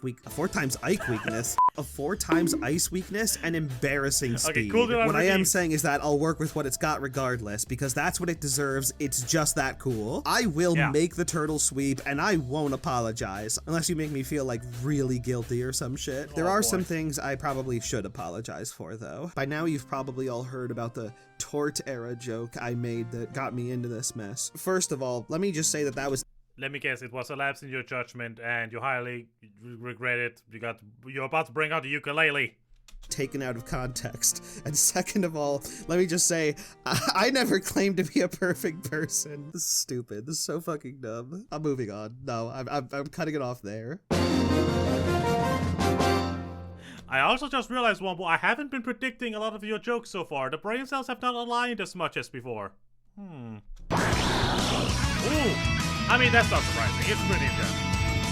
I'm not surprised at all. I guess at the very least, Ari and I don't need to make ranking some Pokemon starters again countdown featuring Wombu, but it's occasionally broken up by Aerodactyl. This video's got that weirdly specific title covered. Greninja is a Pokemon whose existence just makes me feel more fulfilled in life. There's been so many insanely popular Pokemon that I just don't have much attachment to. Really? I needed it to happen once. Just a single time, I needed to totally fall head over heels for a Mon in a way where it becomes an instant fave, and the majority of Pokemon fans are right there with me. A starter Pokemon who's a scourge of the sea on the battlefield and a funky frog friend everywhere else. Yay. With a design so killer and full of personality that Masahiro Sakurai wanted it in Smash before X and Y even came out. And if that's just an unsubstantiated rumor and it's not actually true, then, well, Did You Know Gaming and I are filing for divorce. Well, aren't I an idiot? Any Pokemon that gets large acclaim is going to be branded as overrated by some. It's just inevitable. But realistically, one Pokemon has to be the most popular one. And a world where a Pokemon as uniformly fantastic as Greninja at least gets to be in that conversation is a world I'm more than happy to live in. And for all that, it's my favorite Kalos Mon. So here are the other Gen 6 okay, let's see here. No Fennekin. You don't like the Firefox, huh? I'm happy to see Trevenant on there. Cool. As I love that ultimately missed the list. Take some time to give it a look, though I want to give special mention to Zygarde, who up until recently said, "Screw my job, I'm going to Hawaii," and then split into like a million babies. That's funny as hell. What an icon. I just want to say I'm always pissed that Zygarde never got a game. We had X and Y, but no C. We had no C game. And like, we're gonna get it now with the Pokemon Legends CA, but like, they did the boy so dirty. The snake. Why'd you be mean to the snake? Anyway, we can move on now. The top 10 for this list started off with one of the most beloved Pokemon ever. Next is a slug. Gastrodon! If Furret was the one where I closeted my love between walls of pseudo-objectivity, then Gastrodon left cracks in those walls that ultimately led to the crumble over time. Like, even at my most rigid and competitive, I had to realize that a framework of love that doesn't include this guy wouldn't work for me. It's such a simple, special sluggy with eyes that look like they were drawn by me. It's like the most adorable Pokemon to ever pull off the head empty look. And we even get two drastically different colors based on which coast they come from, which resonates with me as someone who comes from the east side of a western continent. And no, I definitely didn't need Gastrodon to be a good battler, but it kinda is one anyway. Great ability that boosts special attack when hit by water, a good move pool, and some decent bulk has actually given it some competitive use over the years. And seeing it in VGC just puts me well over the moon. Imagine trying to be the best like no one ever was, and you decide this thing is part of your recipe for success. That's amazing. And it is also— I also love the way he just squishes and squashes and melts all over the place. It's cute. Oh boy. Nazcat Redeemed voice a quote, an impression of Guzzlord from the anime.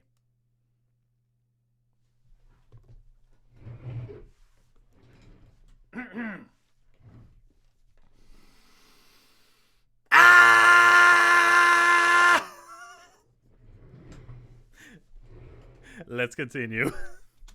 Still my favorite Sinnoh Pokemon. Only 2 spots on the list is kinda surprising for a generation that meant so much to me. Lots of honorable mentions, though. An excellent crop of legendaries, some innovative new evolutions for older Pokemon. Oh, okay. Oh, wait. And my favorite group of— Oh, wait, you highlighted stuff. Damn it. Surprise. Also, yeah, only 2 Gen 4 Pokemon. For a generation that meant so much to me. Lots of honorable mentions, though. An excellent crop of legendaries, some innovative new evolutions for older Pokemon, and my favorite group of starters will do that. And speaking of legendaries— This is the first legendary on the list, goddamn! Let's see if Susie's gonna cry some more. Hey guys, it's Wombu. Oh, and there's Oh, of course, it's one of the dogs. It's one of the dog. Is it? Oh, first off, dog. Dog. Second, okay, shield dog or sword dog? I think it's sword dog. This package right here contains Does it say- possibly oh. my favorite legendary Pokemon. Oh, okay. Assuming it's the package I think it is. Let's check it out. And there he is. The whoop whoop whoop whoop whoop whoop whoop whoop. Get a load of the. Hey! Oh,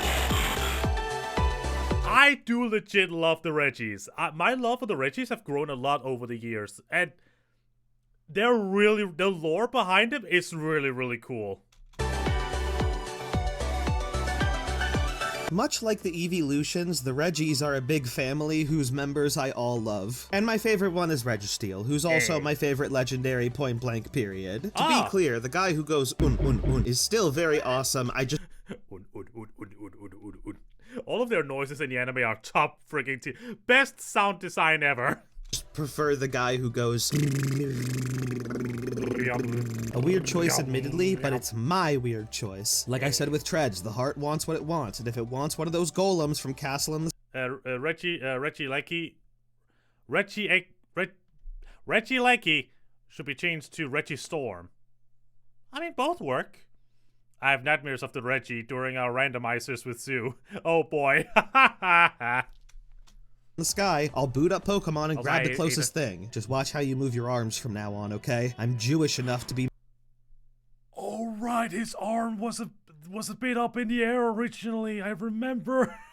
mindful of the incident. You're on thin ice, bub. Wait, If Metagross brought me Jewish? around on the Steel type and Umbreon introduced me to the importance of support, then the Iron Age Golem here is the Pokemon that pretty much mentored me on defensive play. I was drawn to it for its slick and stoic design, and I stuck around for its ability to just I kind of didn't know tank that. whatever. I don't normally like using legendaries, especially not casually. It feels cheap and oftentimes immersion breaking. There is not a single NPC in any of these games who gets it all fussed when you suddenly pull out God on them. That's all I'm saying. Plus, Yeah. if earlier experiences are anything to go by, any random Joe Schmo could just will Moltres onto their team if they're mathematically angry enough at a cactus. Registeel is such a major exception, though, because it's not a crazy powerful sweeper. It's a damage sponge built to help the rest of your squad Yeah. succeed over time. And young a setup. Womboy realized how valuable that quality was compared to one super strong guy that carries everyone else. Imagine that, a legendary Pokemon instilling good habits in battle. Yeah.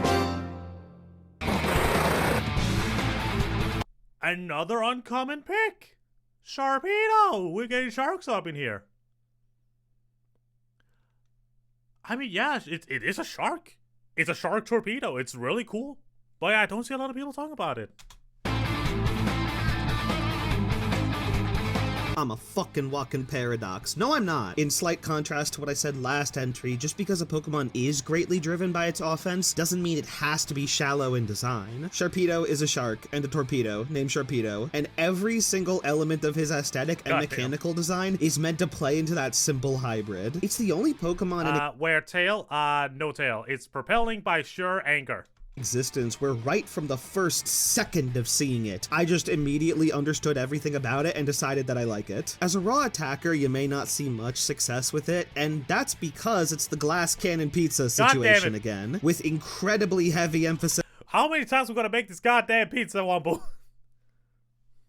on the glass this time. Dude folds like a deck of cards to the average Mach Punch, but the speed boost ability it got in Gen 5 allows it to thrive so much more with its true calling. Sharpedo is a late game cleaner. If Registeel helps the team with reposition, That's so funny how I just played that game recently. I just finished playing that game. That's funny.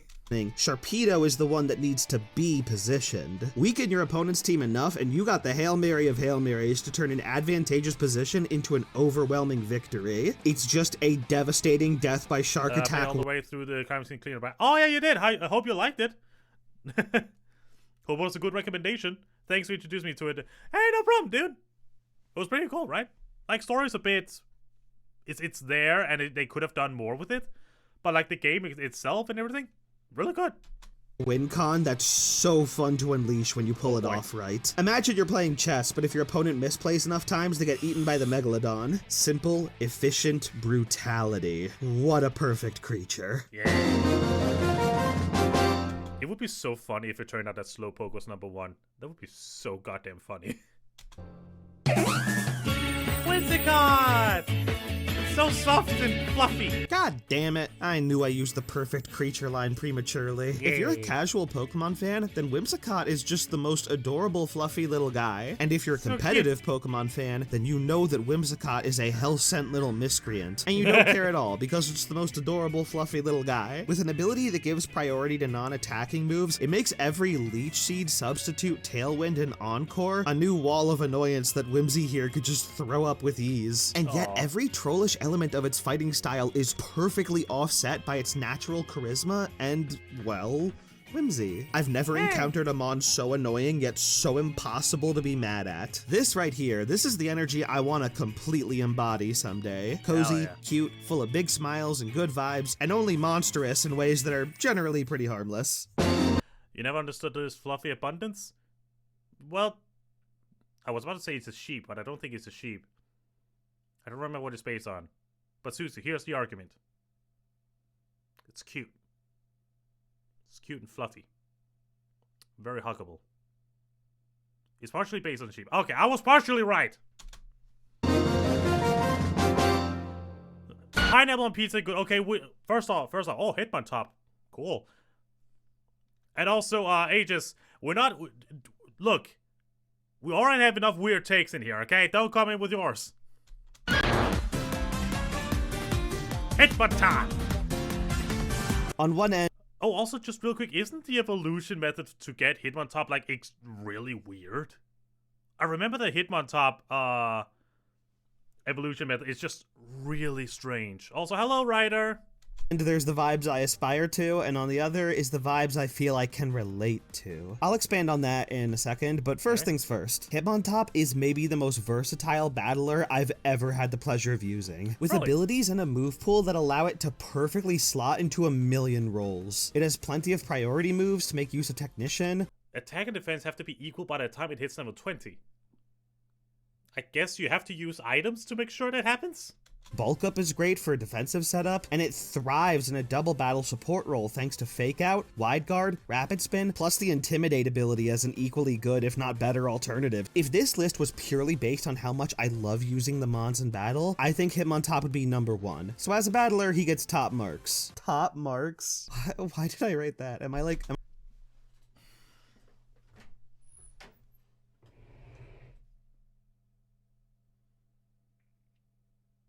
Out! Am I slowly degenerating into a dad? What is happening? Here's the key thing, though. He doesn't look like much of a fighter. He doesn't look particularly bulky, strong, or fast, especially not compared to most of his fighting contemporaries. He's got kind of a gut, and a wide face, and big feet, and noodly little arms. But He's doing the Goblin Squad a lot. Like, heh. at the risk of sounding very corny, that's why he's so inspiring to me. He may not look like a strong fighter, but he is one of the most Aw. capable out there, in fact. Now, I am someone who is self-conscious about my body. It's why I've never shown my face or anything. As far as y'all are concerned, this is my face, and I can just get rid of it. Behind the scenes, though, I do get that. I'm very self-conscious about mine as well. And I wish I could do more to, like, work at it. So, I get you. appearance and personality-wise, I often feel like a silly doofus. So I see myself in Hitmontop, and I remember that the silly doofi of the world have amazing things to offer too. Hitmontop isn't just super fun, he's personally inspiring and affirming to me, and thus he's my favorite Johtomon. So here's the honorable... First off, hey, Johtomon, Gen 2 is done. And also, I cannot actually think of a Pokemon that I connect with on that sort of level, but I know everyone has one. And I, like, it's really beautiful when you're able to see, like, a character or a creature in a media like Pokemon and just be able to connect with them in that way. It's really cool.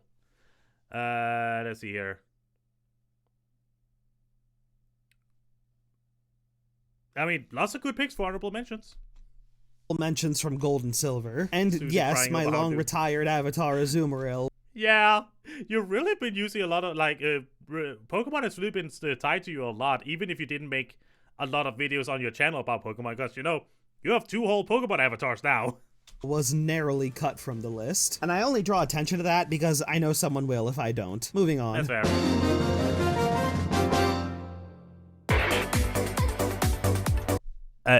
Hey, chat. I heard y'all like Mudkips. Look at the little doofus. So, I heard I like mud. God fucking damn it! There it is! Don't bug me. That was the joke! That was the brain cells aligning! There it was! But you beat No. Kips. You guys like that reference? You like those memes from like... Hold on. Oh no, Wombo, don't do this to me. Wombo, don't you dare do this to me. Please, don't you do this to me. 2005? I'm about to go fucking desist. Bye!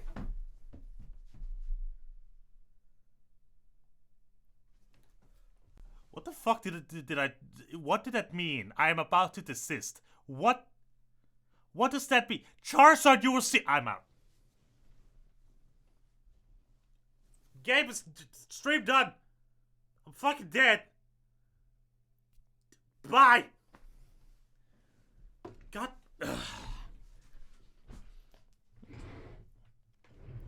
You really did do it to me. God damn it. Also, what the hell did that mean? What I'm about to desist. The hell does that mean? Sometimes I don't know what the hell I'm about to say.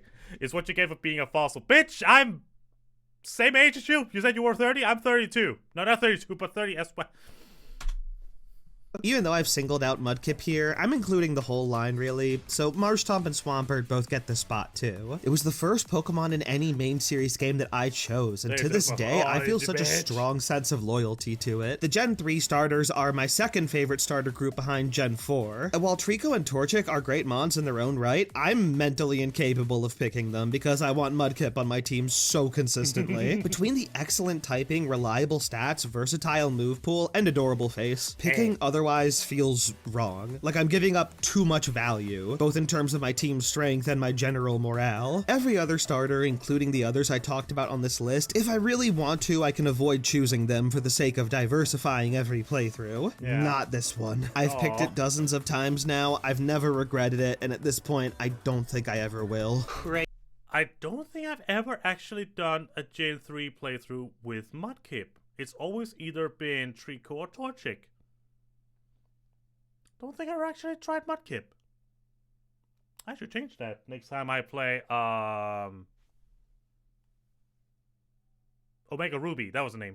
You should. Mudkip is my guy. I will. Whenever I replay Omega Ruby, I'm gonna pick that guy. Crazy that there's only one option. It's entire. Sorry, guys. I'm still not strong enough. God damn It might have narrowly missed the top 3, but truly my love for this creature can't be Soul Link overstated. Nuzlocke. We've seen a lot Baby! of starters on the list already. We've seen a lot of water types on the list already. We've seen a lot of Gen 3 Pokemon on the list already. And Yeah. Mudkip tops all 3 of those categories for me. Given that Gen 3 is my favorite roster of Pokemon, that's saying something. Trust me, there were some really Wait, we're not done with Gen 5 yet. I just realized there's still more Gen 5 Pokemon on the way, if I remember correctly. Anyway. Sets I place again, says get Berlin Spectra. Alright. Flygon, Claydol, Amala Absol. Okay. I wonder who my Gen 5 I wonder. painful cuts wonder. here. Also, yes, I did go through a Spinda hyperfixation when I was really The one I questioned was the one you pointed out. young. Frankly, the less y'all know about that, the better. Most of y'all didn't know me back then, and you should be counting your blessings for it. Now on to the top 3. Doggy. I can't put my dog Rocky on the list, right? I know he's not a Pokemon, but hear me out. He's so cute, and he does a great job. I think he deserves number 1. Yeah. Still no? Okay, well, I'll settle on the next best thing. Like and run. I personally prefer the midnight version because werewolf. One way or another, a Rocky Dog is landing on the list. I should probably clarify here that unlike the last entry, I'm not talking about the whole line. Lycanroc Midday is my third favorite Pokemon, with Dusk form being ever so marginally behind, and Midnight can have a participation ribbon and a sugar cookie. Oi, oi, oi, oi, oi. Don't diss the werewolf boy like that. Also, isn't Dawn like an exclusive Pokemon you could only get at like one time? Isn't it like impossible to get Dusk now? Remember seeing Rockruff back in 2016 and thinking, this guy will either become a dumb, edgy werewolf or a cool, regular wolf. I really wanted the latter, but both. We ended up getting both anyway, so now I get to be happy, and so do the freaks. This is a really strange one to Hey! I like werewolves! It's cool and edgy! I surprisingly like a lot of edgy things. Qualify because it's a seemingly ordinary Pokemon landing all the way in the top 3. But if you've ever seen a creature in fiction that I have, for your information, I have not read one AO3 fanfic in my life.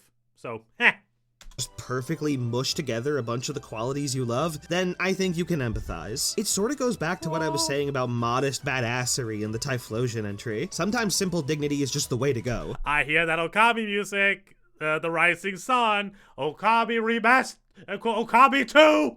Ah! Okay, sorry. Lycanroc is an animal I adore, packing one of my favorite types, and gets a good amount of mechanical and narrative attention from the devs and writers, and isn't brought down by any gratuitously silly or over-the-top design elements. It's distinct but down-to-earth enough visually that I love it the same way I love real-life canines. I can make this easier, actually. I feel about Lycanroc Midday how like 90% of people feel about red pandas and axolotls. Just a vague love-at-first-sight kind of deal that only reinforced itself more the longer this guy stuck around. There's an axolotl on the front door. Sorry. I heard that axolotl song on TikTok and it's stuck in my head. It's so cute and so good. Nowadays, having a dog named Rocky probably helped too. And I guess fitting enough, this is... Did you name your dog Rocky because of Lycanroc, or was it just a total coincidence? my favorite Sun and Moon Pokemon. So here's the Alola honorable mention. That's the Alola one. Goliath Support, that's good. He came with that name. Oh, he came with that name. Oh, okay. Palosand. Palosand is really cool and really dark once you read his dex entries. Savali, Meteor, Tokidemaru, cool. The Helico and Marshadow. I don't know how to feel about Marshadow. Like, it's a little shadow guy, but I don't really know how to feel about Marshadow. Maybe it's because I didn't really feel that much about the Sun and Moon, like legendaries and mythics, besides the main ones. A smaller list admittedly, but make no mistake, I do love this generation. So, how do you think we improve from here? What? Why are you looking at me? You got something to say? What's the problem? Why are you staring? Stop it. Why are you looking at me? There we go! Oh shit, that's the outro music. Oh, okay, well, guess we're done now. Bye! Oh, I see. The Pokemon I liked so much that I stole its identity. I can see how that might be a predictable pick, actually. To be honest, I don't know if Chandelure would have ranked this high had I not decided to make myself a green version of it all those years ago. I mean, it was always my favorite Gen 5 Pokemon. A super cool typing with an incredible design, extensive move.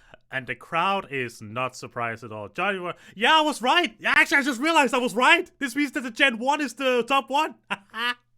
Move pool and special attack for days. And yet it wasn't until I saw it in Pokken that I noticed how charming and uniquely expressive. So you're like super cold right at the beginning. It was basically just the vibes. It was just my gut feeling, bruh. My gut feeling. It is. So then I became it. For all the other entries, I talked about the general impact. Wait. It wasn't until I saw it in... Okay. Do you know which one is my number one? Again, I'm kind of on the theory that it's Slowpoke because it's in the transition screen.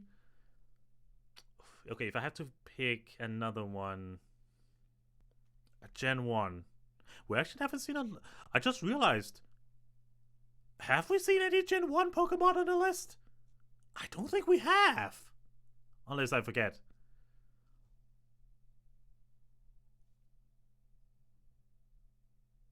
No, my mind keeps sticking to Slowpoke. Oh, Starmie! Right! Starmie and Aerodactyl Report. I'm stupid. I'm blind. Clearly. Also, I'm so used to seeing me with glasses now that seeing me without glasses is kind of weird. Like, I'm so used to this now. I just noticed that. But yeah, Starmie, Aerodactyl, Vaporeon. Yeah, I'm... Blah, blah. But yeah, I keep thinking it's Slowpoke. I cannot wait to be proven wrong. Anyway. No, Susie! No! No. Anyway, I wanna hear Wampu doing his little goblin giggle again. Pokken that I noticed how charming and uniquely expressive it is, so then I became it.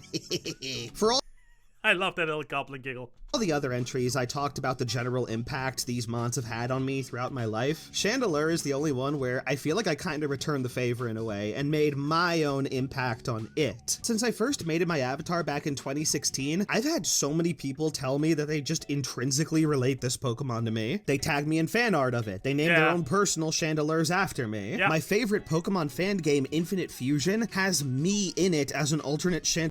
Wait, really? You can get me by fusing two Chandelure. That's so cool. What?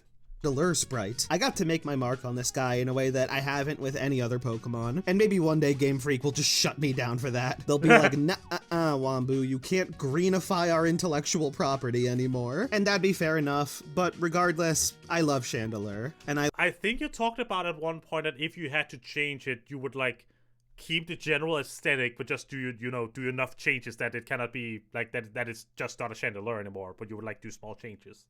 love being Wambu. I wouldn't want to spend 10 years being anybody else. So here are the Gen 5 honorable mentions. Okay, let's see here. Scolipede, good one. Lilligant, yeah. Pharaoh, I have not played Black and White yet, and I really want to, because it has so many cool Pokemon like Ferrothorn. I really want to try a grass steel type. It's a giant, like, it's so cool. Mentions, and despite it all, we've still got one more entry. So without further ado, Munkus. Jolteon! Honestly, I would not have seen that coming. But base choice? Again, it's a Pokemon I do not see a lot of people talking about. Even in conversation about evolutions, I don't see a lot of people talking about Jolteon, so base choice?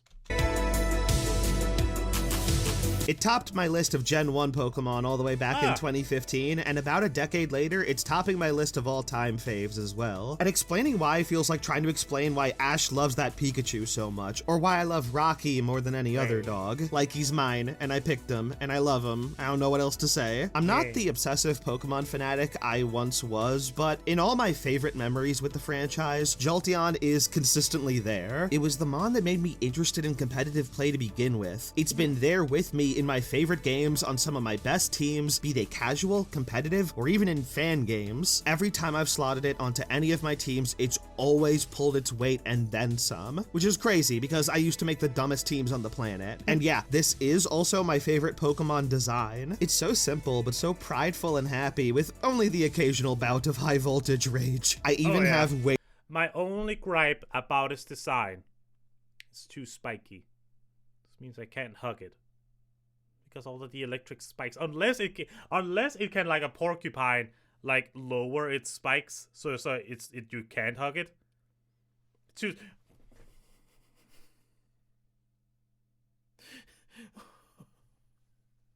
Oh boy. Susie and Wampu just went at me. How can I hug it? You can literally pet it.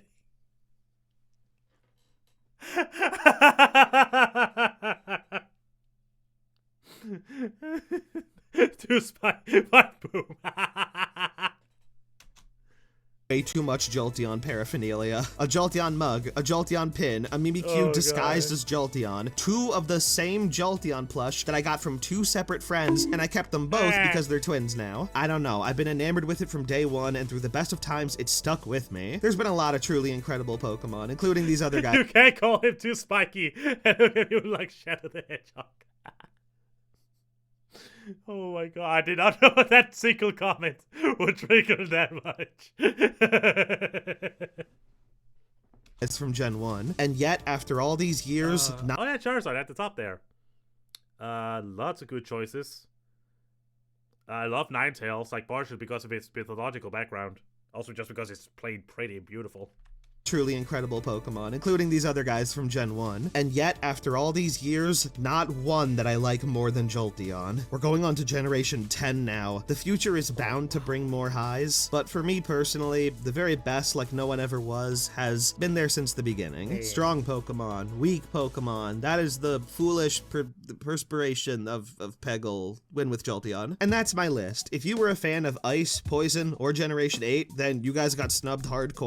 Oh god, yeah, there were no poison. Oh wow. You're hating on poison types? But hey, those were my honest faves, so y'all could just take the L, or let the world know your faves as well, if you're feeling plus attack minus speed enough. I love you all. Thanks for sticking with me, and take care. Hell yeah.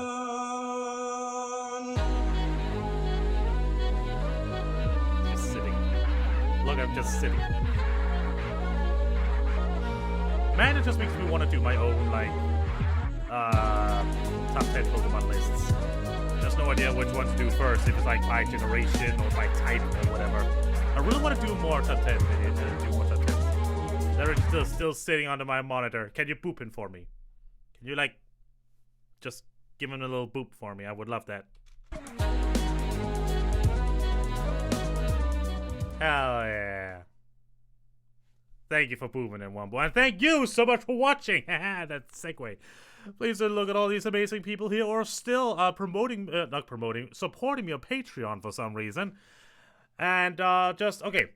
As always, first off, the original link to the video by Wumbo is still in the description below. Go and click support this boy because he deserves it. If you want to, and if you can, like either here on Twitch or on my Patreon, only if you can afford it.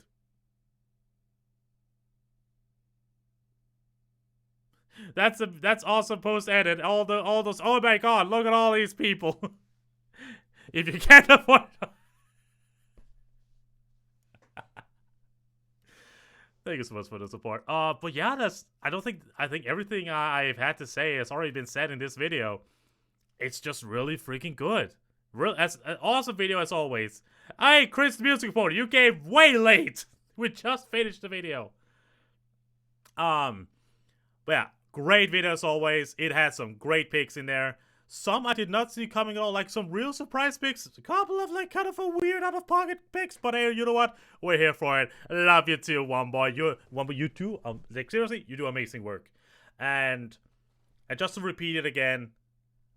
Realizing that I did not say it at the top of the video, but just congratulations, Wumbo, for 10 years of being the one boy here on YouTube. We appreciate you, we love you, and we cannot see what else you're gonna do. You inspire people with your content. Hell, you're one of the main reasons why that I want to get into top 10 videos as well. You and Green Scorpion both are like my main inspirations for wanting to make top 10 videos.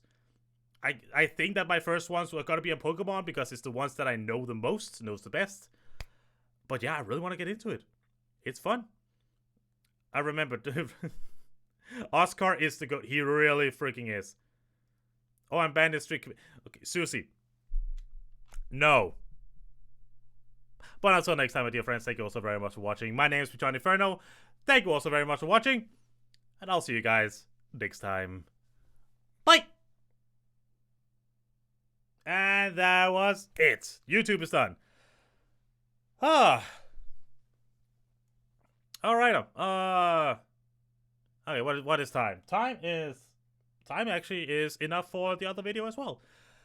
I will take a quick break, get some air, get some water, maybe get a little bit of bites to eat, and then next one, it is... No, I did not click stop streaming this time.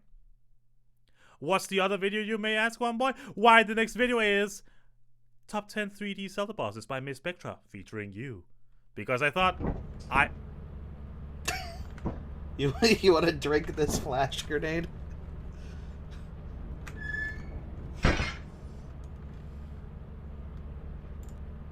Oh, fuck!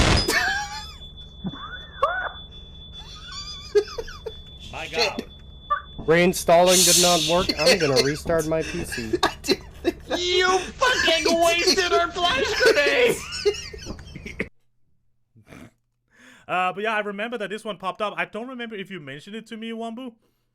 That you mentioned this video, but like, I want to watch Miss Spectra as well, because I remember your collaborations on Mario Odyssey Worlds, where she was a lot of fucking fun, and I want to see some of her stuff as well. Actually, I did remember seeing a long time ago. I watched her video where she went through, and what was it, cartoon intros with Ed. Great video, by the way. Like, just good fucking people. But yeah, so I'm gonna take a quick break.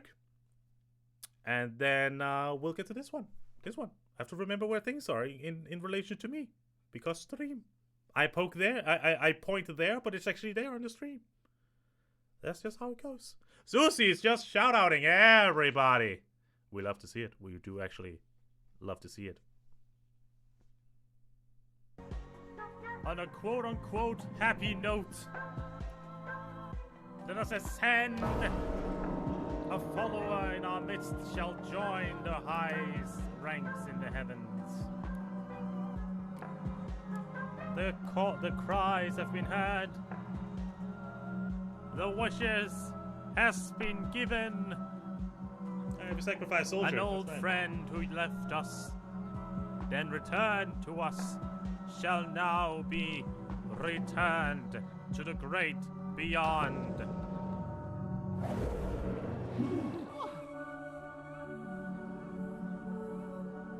I wonder if he'll be...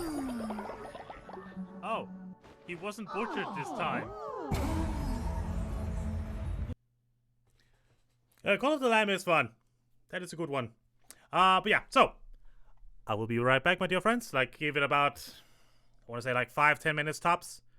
I will be back, and then we will continue. I will make sure to put on music in the meantime. So, see you in a bit.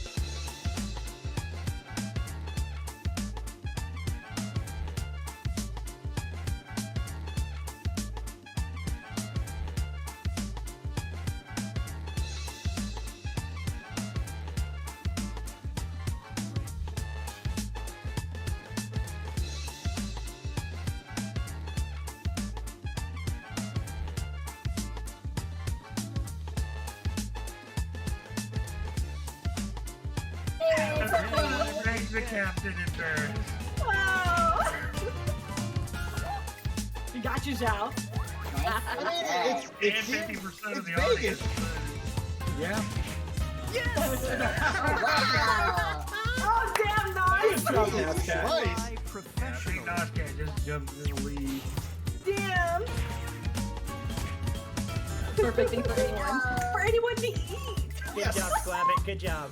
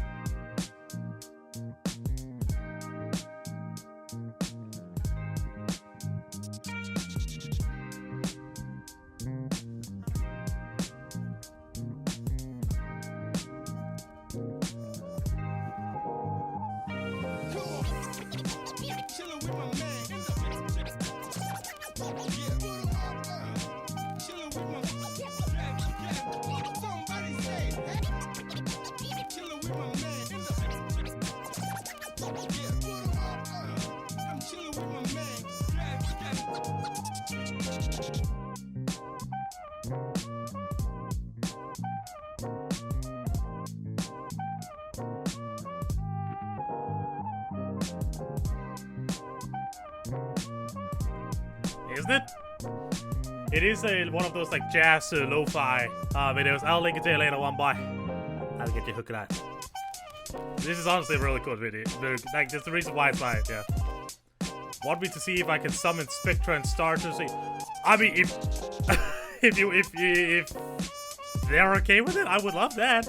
I was just about like to come back and say like, hey, if Spectra wants to see me gooping and reacting to her stuff, then you can show the VOD to afterwards. But if you can get them in here, I would love that. And again, like, Spectra's really cool. Also, her design is good and cute. So, but yeah, if you can get them in here to watch me be a goober and react to them, then yeah, I would love that.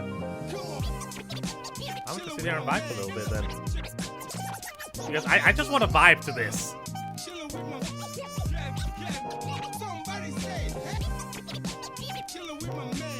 I still remember when I think it was your friend Wave that like that commented like that had a picture that posted like a picture of my thumbnail on Twitter. It's like, hey, this guy chose this like scene from the video where I added this stump thing in, and that's really funny. It's like I remember seeing that. I thought it was really cool. I know that was incredibly descriptive, and you knew exactly what I was talking about. But anyway, for the rest of you guys, I can see Susie is gone right now to quickly do some stuff. But how's the rest of you guys doing? Hope you guys having a fun night. Also, I think the video is it's down a bit. Oh my goodness! There's a Spectra. Oh my god!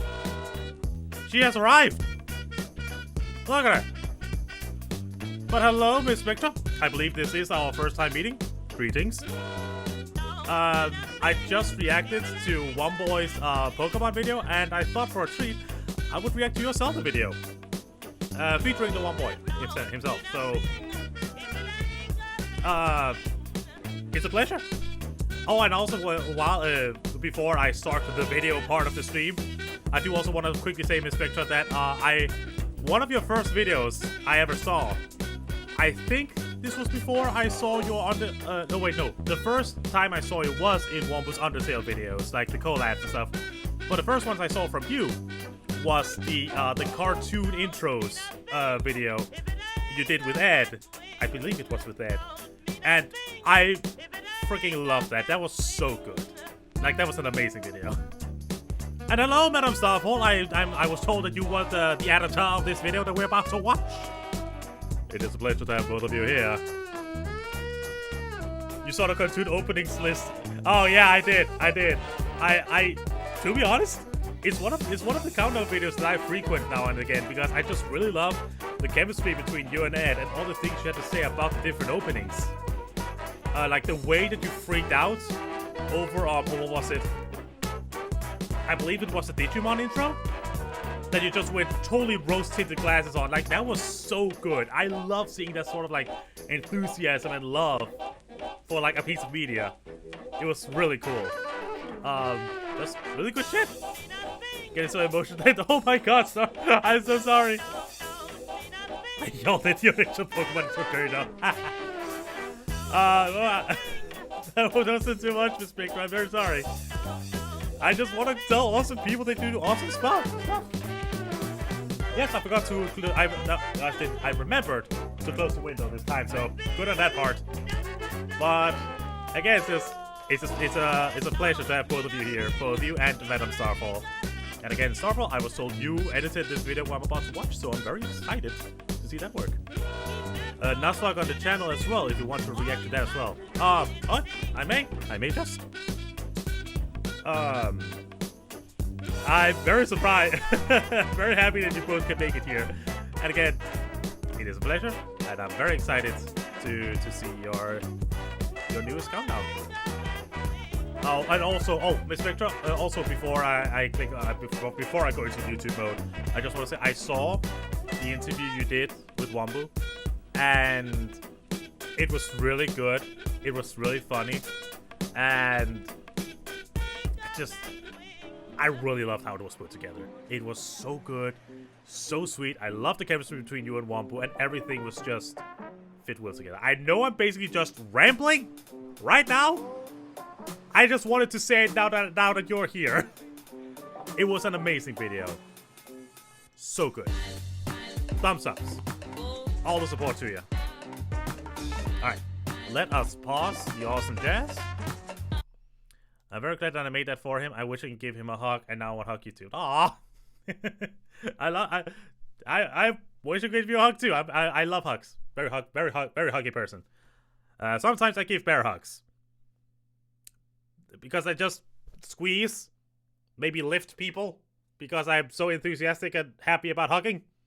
But sadly, I live in Denmark, and most of my friends are not in Denmark, so...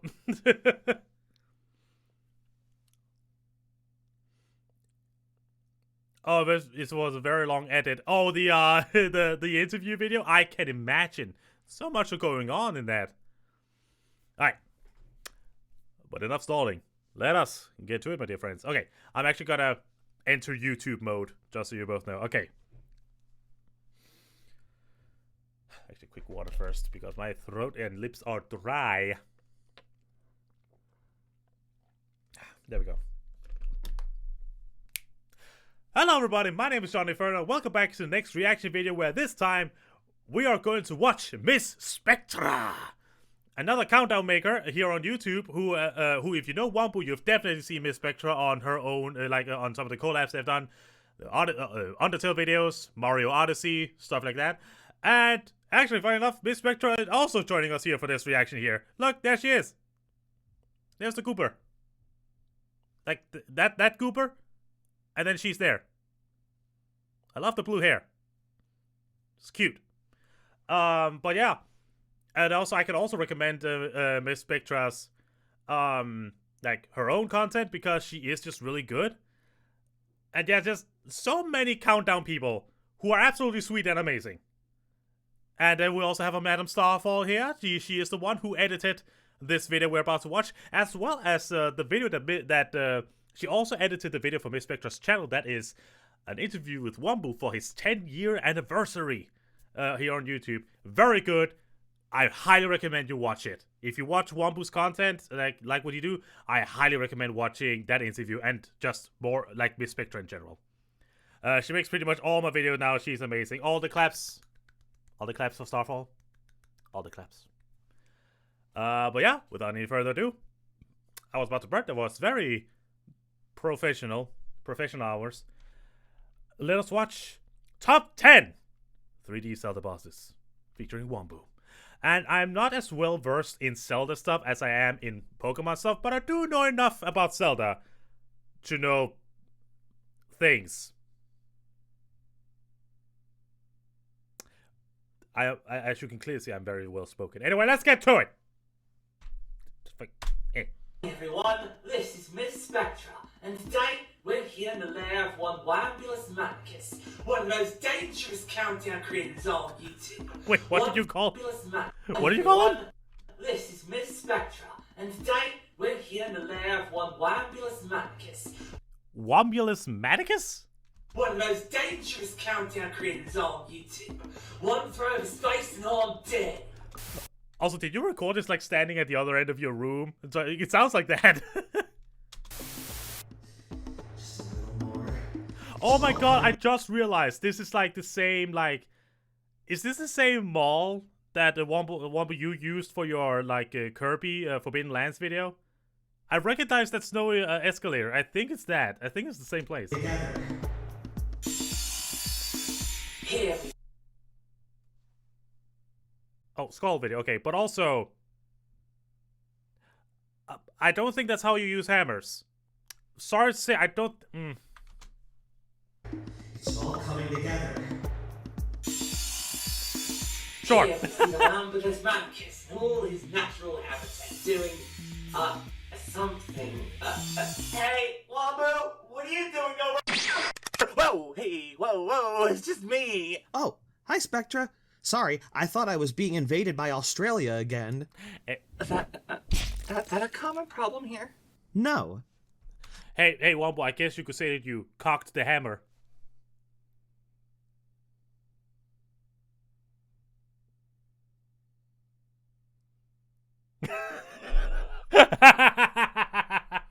But either way, you gotta be careful, okay? You can't just interrupt the Womboy when he's in the middle of revolutionizing the world of countdowns as we know it. Yeah, I was about to ask you that actually. What the hell are you doing? Revolutionizing the world of countdowns as we... Yeah, I got that part, you dumbo. I mean... I love that Spectra is the only one who got that joke. No one else. I got the one. I'm happy. How are you doing that? Let me ask you something, Spectra. Are you tired of wanting to make a countdown, but not knowing what to make a countdown on? Literally what I'm in the middle of right now. Because I want to make top 10 videos. Probably gonna start with Pokemon. No idea what to start with. Why would I want to make a countdown without knowing the topic? You think about it for days on end, but your brain is too squishy and soup-like. The inspiration simply eludes you. There's nothing wrong with my brain, Wombo. No, you in context is a metaphor for me. Oh, well then yeah, your brain is an absolute minestrone. That's why I've left my decision-making up to centrifugal force.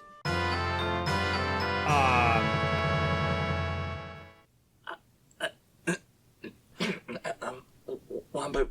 Spin the wheel, I guess. Honey. By my calculations, if I stay... Oh, wait, how many franchises can... there is Zelda, Mario, Phoenix Wright, Hollow Knight. I recognize this thing, but don't remember where it's from. Is that a heart? What is that? Don't recognize that one. Pokemon, Zelda. No, we're not... Zelda twice? Wait.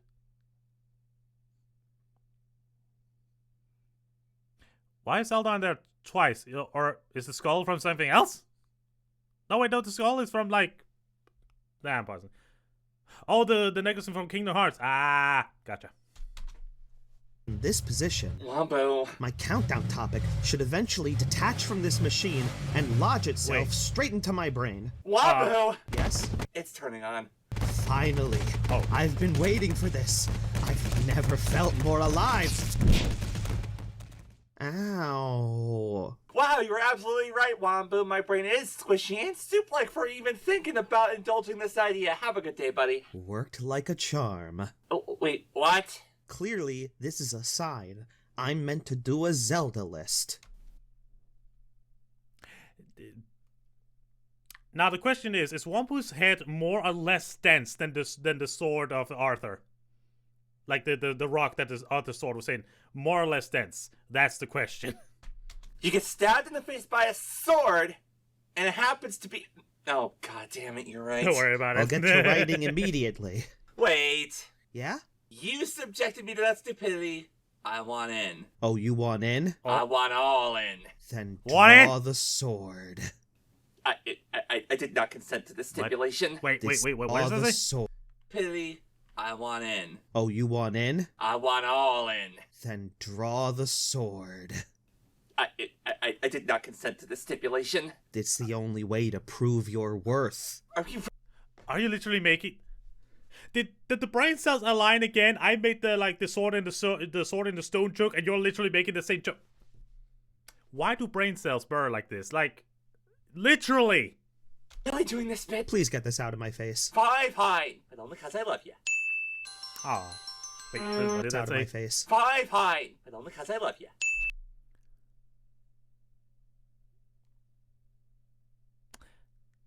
You know, I do understand you gotta feed the shippers once in a while. You do gotta like throw some bread out for the shippers so they can like, I get you.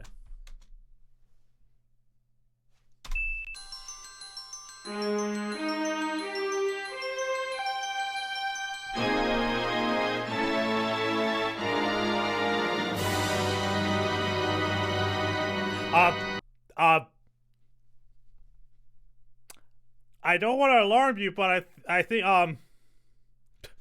guess you could say you got a real eye for this. Congrats! You're my collab partner now. Wait, shit, hang on, your face is stuck. Talk about a face. No, I'm not gonna face that. I could never pull a Mrs. Steely Girl in Starfall. Howdy doody, everyone. Wambu here, covering. Hey, Lois, look, I pulled the sword out of a lantern. Peter! Zelda for the second time by centrifugal chance. I'm looking at that machine again. Did you attach a heart to it? Oh yeah, I was gonna make an Undertale list if that hit me. Not gonna lie, I'm curious what you could think of for that. But regardless, so Well, what could you make a list about at this point? You have explored so much of it, or at least, oh well, I guess you could say you've only focused on the bosses and characters. There's the music, there's the areas. You know what? I'll take what I said. Oh my god, a top 10 Undertale music list. I may want it. That talk for off stream. I'm not gonna fill this show with this. I'm gonna cut this out. Okay. Anyway, let's get back to it. yeah, welcome back to my Zelda list series. Since last time I foreshadowed bosses in the dungeons list, it's time to continue that series by talking about bosses. And Yay. this time, I get to piggyback up the popularity of my buddy Wambu as well.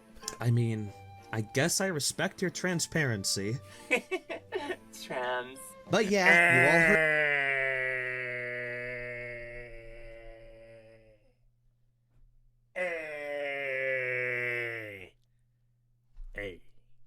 heard right. In the past, Trans rights. Spectra and I did our own lists about Zelda dungeons. And mine was objectively better because I wasn't a pansy and only did the 3D ones. Spectra's was fine, mine was underrated. I guess that's one way to say nobody liked it. Don't make me bust out the view count, Spectra. You don't want to pick this fight. Oh, I do want to pick this fight. Yeah, sometimes the numbers do go burr, sadly. Looking at my recent uploads on YouTube, I really feel it. I want to pick this fight. As two Zelda fanatics, we've joined forces to talk about a whole new topic, I gotta play more namely Zelda. the 3D bosses. really Why gotta play 3D? more Because I haven't played a lot of the 2D ones. Heresy. That's not to say there aren't any great 2D Zelda bosses, but considering Tears of the Kingdom is the most recent one right now, and we got plenty to work with already, we don't want this list to get too bloated. And Also, can I just quickly say, Spectra, I love the dress you chose for your design. It's really gorgeous. Like, it looks so good.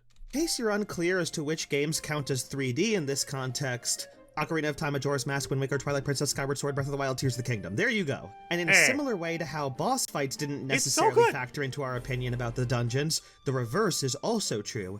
Bad dungeon, good dungeon, doesn't matter. Only the bosses. Also, That is if a you very need good distinction to make, because sometimes, for some people, a bad dungeon can ruin the boss. But then there's the flip, where a good boss can save the dungeon. But here, as you said, nah. We're separating that shit. Bosses only. Bosses only. We don't talk about their toxic work environment. Only bosses. to tell you that this is gonna contain a lot of spoilers for all these games, especially Tears of the Kingdom, and you're not cool with it? Don't worry, I've spoiled myself for Zelda games through internet osmosis, and also partially because of the Green Scorpion, so I know plenty enough. I actually did that for my Dungeons list too. Ah, cool. Then I'm not cool with you. You can go now. Shoo, bye-bye now, bye-bye. And finally, we should clarify that we didn't count final bosses on this list. Penultimate bosses are one thing. But if we counted final bosses, then odds are this list would be way more predictable. Yeah. Yeah, I mean, what would you rather have? A list? Which I honestly think is really good to do for a boss list in a series like Zelda. Doing normal bosses, penultimate bosses, and then final bosses for their own list. I think Josh Scorcher did something similar. So it makes sense and makes it more fun, more unpredictable. And also can also maybe reduce the chance of having 3 different versions of Ganon on the same list. List of variety in it, or a list full of Ganons and Ganondorfs. What? I'm fucking done. Again! The brain cells! The brain cells go burr! How does this keep happening? That's what I just said! Oh my god. Happens way too often. I plan on doing a list of finals actually, which will factor in final boss dungeons and final bosses. Ah, cool. But can't you do at least one Ganon I thought so. With that said, shall we, Wombo? Let's go. Wrong franchise. Bad. Let's go! Hey, Wombo! What? Let's start out with the toughest. Yeah. The roughest. Yeah. The meanest. Yeah. It's gotta be some shit like slime or something. Yeah. Obvious instance of Nintendo ripping itself off ever. The Legend of Tears of the Sunshine? Woohoo! Oh! Alright. Yeah. Wait, that's Shiver. That's literally the Shiver fight. Yep. Okay, well, you know what? I'm okay with that. I like that. I love it, even. Yeah. And it's definitely the obligatory oddball fight of the game. But in the Water Temple I've not of Tears finished. of the Kingdom... I've not finished Tears of the Kingdom yet, but again, I don't mind. I still gotta play. I still gotta finish it. The Zoras find themselves beset by pollution, and there's a lot of build-up to it. They really pump up the mystery surrounding this thing, because it's definitely dangerous for the Zoras. And then you actually fight him. Hey, look, there he is, Susie. There's the Shark Man. He is not a boss fight, so he will not be on the list, but there's the Shark Man. There's your husband. Hey. And, And it's that hard is a not weird to be one. struck right away with the disposition of the This is a weird Scourge of the Water Temple. Like, you spend all this time speculating on the type of creature that could cause all this mess, and it's just a little guy. Yeah, wobbling around like a wacky, wavy, inflatable arm flailing tube man. A wacky, wavy, In my defense, Your Honor, he's just a little guy. inflatable arm-flailing tube man. A wacky, wavy, inflatable arm flailing tube man. Hi, I'm Al Harrington.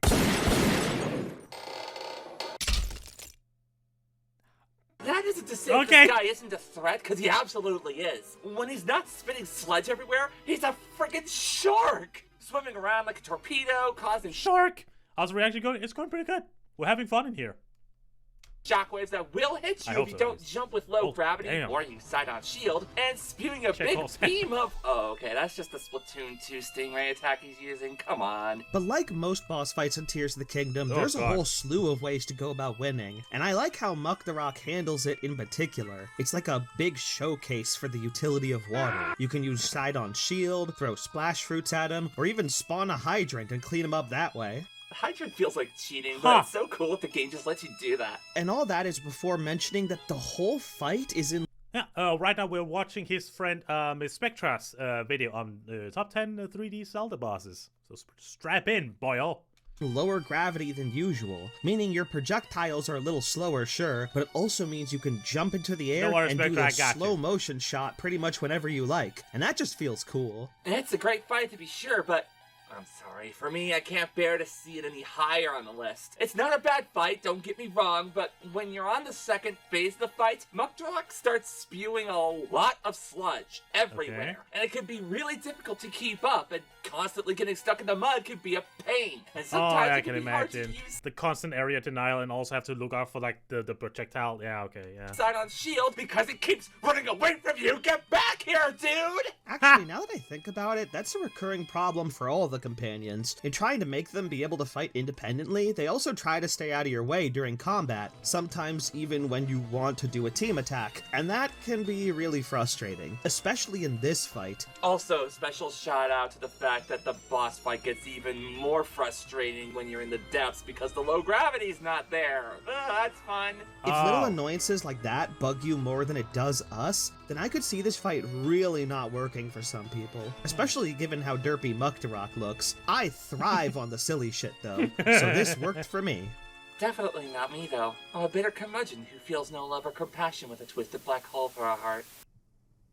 Spectra, do you want to hug the funny octopus? Yes, please. So badly. Spectra, I have some cutlery out in the kitchen to add to that edge. If you want it.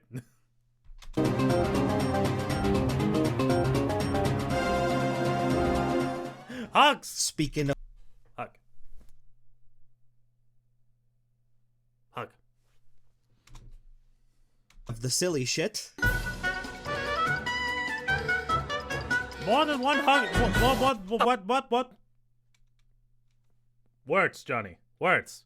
More than one silly boss on the list. What the fuck is this shit? What are you, some kind of clown? You're putting all the funny bosses on this list? Shh. We're just having fun for now. Spectra and I are very different people, as y'all could... Oh, I just... Wait, why is she green? Oh, he's... Oh, they... see. So it was kind of a magical moment when in picking some of the best bosses from Wind Waker, we both converged on Jalhala, a very simple fight that's also... Yeah, out of the giant plants, the burb... okay, I guess this isn't like the only boss from Wind Waker you choose, but like... So fucking goofy, I can't help but love it. I will admit that my tastes have changed a lot lately, even since that top 10 dungeons list. But one thing always remained consistent. This big ghosty doof is stupid and I love him so much for that. Look at him trying to be intimidating with that lantern. Okay, Breathing Fire is a little intimidating, okay, good job. But the rest of the fight is basically just a bunch of kids in a trench coat and I love it. Wind Waker has my absolute favorite version of the pose in the whole franchise. And right when you enter the boss room, there's a whole cavalcade of them just running around and flailing aimlessly, until they all see you and decide to unite like a spectral Voltron. I don't know, you wanna kick his ass? Yeah, kick his ass!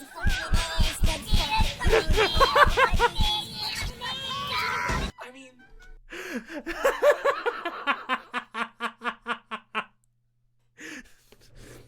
Yeah, let's kick his ass, yeah! That was amazing. You spent 4 hours on just that one-headed. Worth it. Worth it. Meta Starfall. Worth it. Also, just... Zelda is one of those franchises who are able to balance, who keep that balance between incredibly silly, but also incredibly, like, actual serious time. And it's like... Zelda is so good at being silly. This is an example of that. It's so good. It's simple. Nothing will... Your first introduction to Zelda was Wind Waker. Mine was Twilight Princess. You could guess that the expectations were a bit skewered after that. Special, you just avoid his attack, shine light on him, pick up and throw him. I love Twilight Princess as well. I honestly never finished it. What I want to do? Wakes up from the dead. You need to play. I know. I need to play more Zelda. I have played partially way up through Twilight Princess, beaten Breath of the Wild, and partially way through Tears of the Kingdom. I've only finished one game. Oh shit.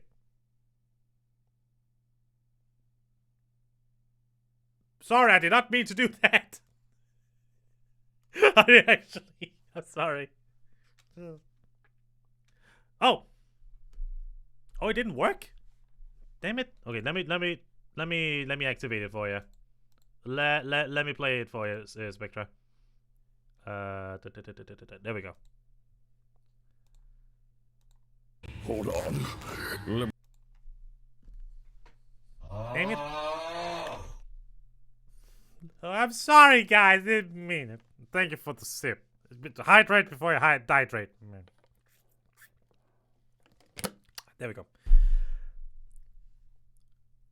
Bait. So watch him pop like a balloon and whack all his mini-me's with your sharp metal stick. Actually, now that I think about it, this reminds me of Bulossus from Luigi's Mansion. Man, Nintendo... Did you stat on me?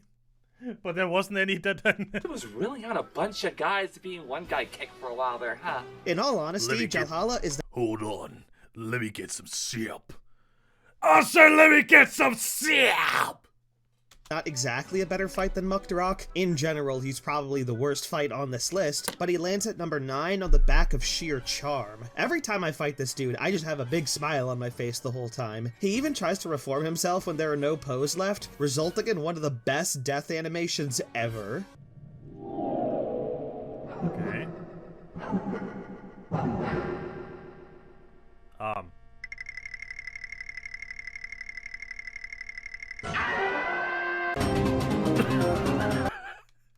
Is that really how he dies? Just trying to scuttle away. That's amazing.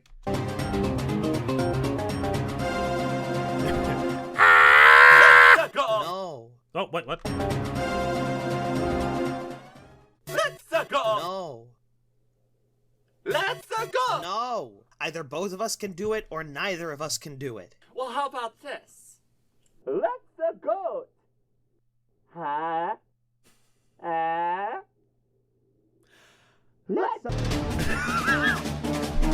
Oh, God! Guess you could say it was Scott got. That's about time Majora's Mask landed on What? What are you saying? I can't understand What? you. What's the problem? You gotta speak up. I can't understand Sorry, you. I can't hear you. We should probably take off the mask. I'm taking off the mask. Is that alright with I you? said we should take off the mask.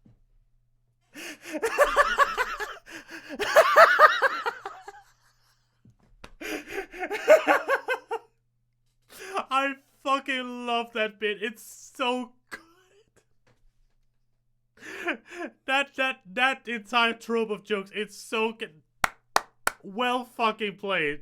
So good. That was, yeah, I can see why it's so good. So you were saying? Right, yes. So, Goat. Right. What to say about Goat? Honestly, not a whole lot. Much like Jalhala, this fight is pretty simple. In fact, it requires a lot less thought than fighting Jalhala.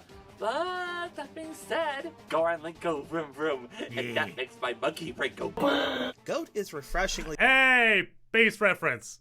Oh my God, Dylan. Awesome. Icky. simple in a Zelda game that's anything but. I mean, you have the ability to become a big, spiky stone tire. It'd probably be a crime if a fight like this didn't exist in the game. But that simplicity is also what makes Goat a really unique fight in the context of Zelda. Rarely... Apparently they made it worse in the remake of Majora's Mask. We got his cookbook. Oh! Awesome!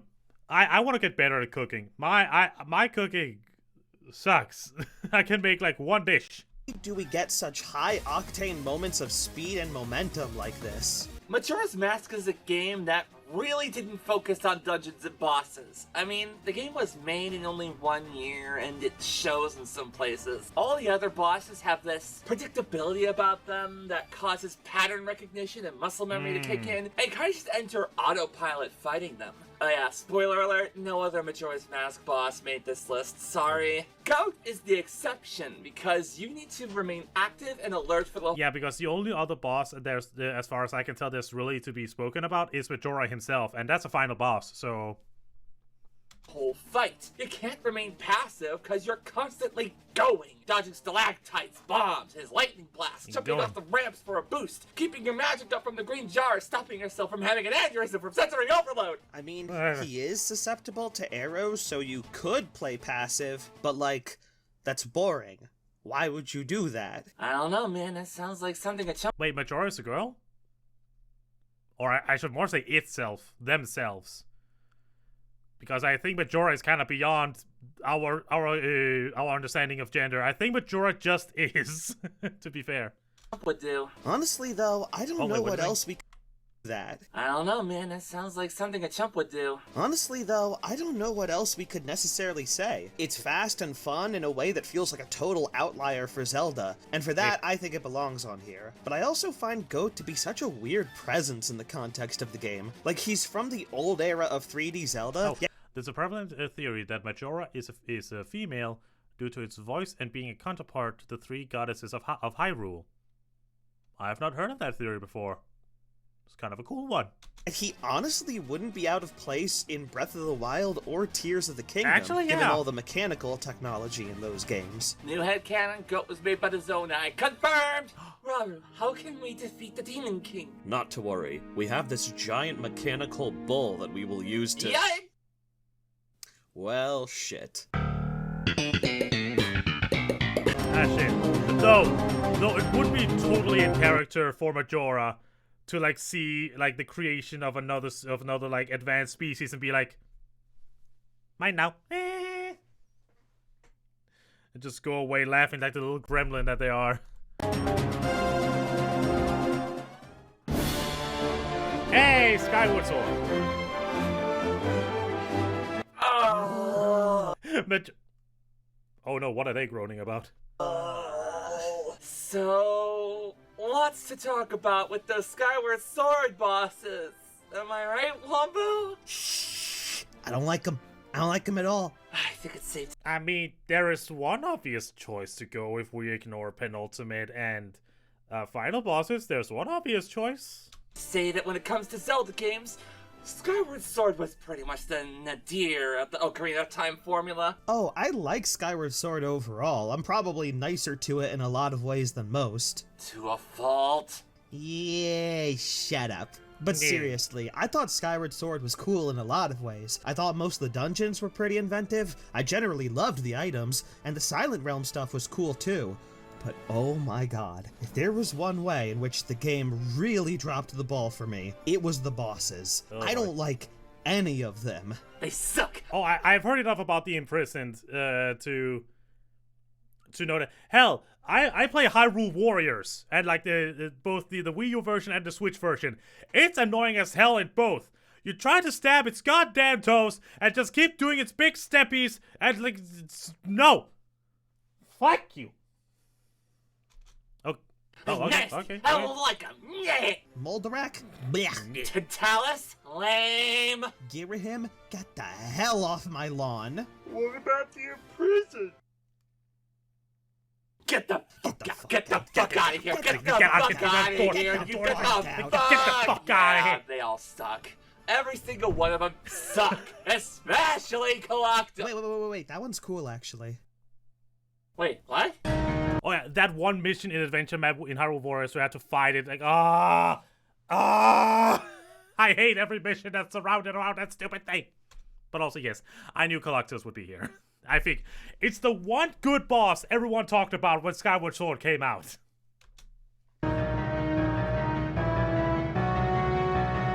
I take it back, I don't dislike all of them. We found one exception. Yeah, just one, but, like...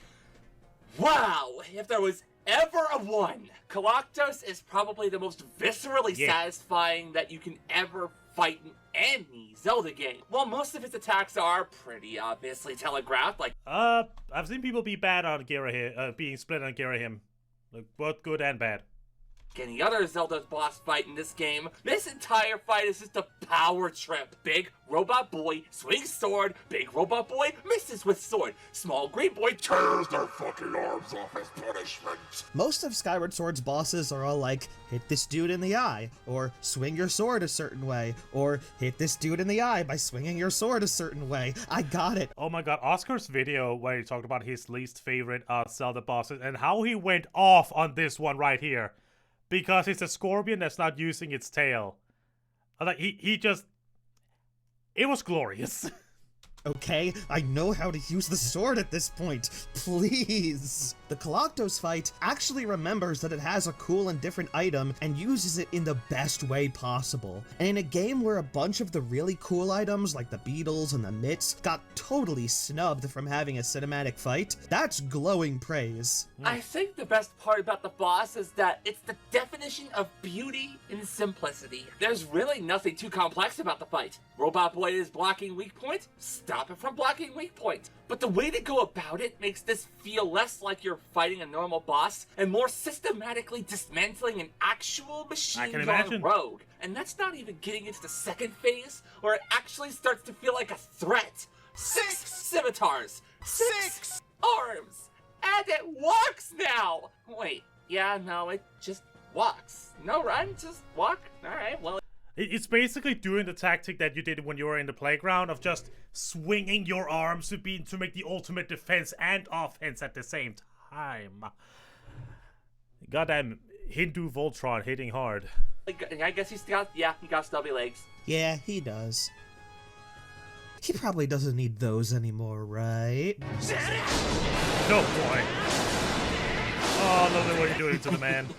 We have good wholesome fun in this countdown. Yeah. I really wish more Zelda bosses did what the second phase of this fight does. I'm so glad Link is so ridiculously strong that he can just casually wield a scimitar 2 times as big as himself. It gives the fight a very beat them at their own. I think they used that same... Wow, what a frame, by the way. The sword is right in our faces. I believe that same sword is used in Hyrule Warriors. I think. Own game sort of quality that most bosses in the franchise, hell, most bosses in general, kinda lack. In any other Zelda game, this would still be a very high tier fight. In Skyward Sword, it's head and shoulders above everything else. Oh, and he's boy. got 6 arms, so that's a lot of shoulders. Yeah, he's great. Okay, now that all the scrubs are out of the way, let's talk about the really good bosses. Hey. Now that we've gotten the obvious picks out of the way. Ignore the first 2 entries, but now we got all those out of the way.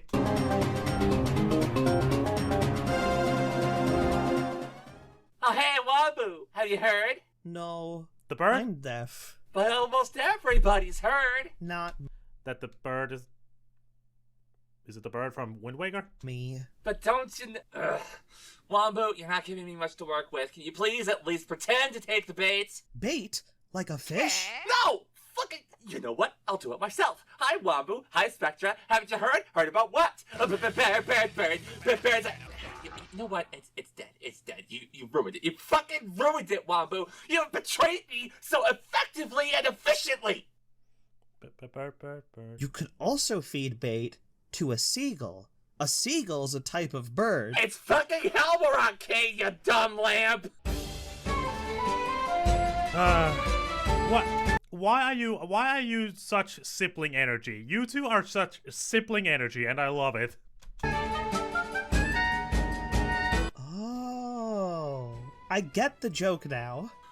I hate you. I feel no joy. All happiness now belongs to the Abyss, and I feel nothing. Helmerock King could have been the worst fight in the game, and it'd still probably be a contender just for the narrative satisfaction of this moment. It's very rare that a random boss acts as a thorn in the player's side, but this is the bastard bird that nabbed your sister at the beginning of the game. Shit's personal now. Now, in a way, a sister's just another mouth to feed in this cruel and endless grind in the world that is overrun and corrupted by this capitalist society that people have mindlessly indoctrinated themselves into. Okay, I've activated her nihilism mode. How do I fix this? Oh boy. How did that go? Hey Wombo, haven't you heard? Heard what, Spectra? The things I do for friendship. So, you gotta activate the tism. Sorry, I don't want to make any assumptions. Kidnapping your sister Speaking as one with the tism, sometimes there's just the trigger phrase. And then throwing you like a rag doll across the Great Sea when you try to infiltrate Ganondorf's fortress to get her back! Oh yeah, spoiler for a 20-something-year-old game, Ganondorf is the bad guy! Woo! Oh boy, guys, a big fucking development, Ganon is the main villain of a Zelda game. Stop the press, Ganondorf is the villain of a Zelda game, who the fuck would have guessed? sword and a big fuck-off hammer, and you're ready for the rematch of the century. After you climb up the flooded tower first. This little pre-boss fight platforming section is pretty simple admittedly, but it acts as just a cool cinematic moment of intensity before the fight starts proper. Plus you get to watch some bokoblins get a At least that's not spoiling a Charos mask. Imagine though, fucking imagine you go through the entire game dealing with this little mask bullshit, like it's like prick, and you get at the end, take like the mask off, like it's actually been Ganondorf the entire time. It's like, what? That would be so stupid.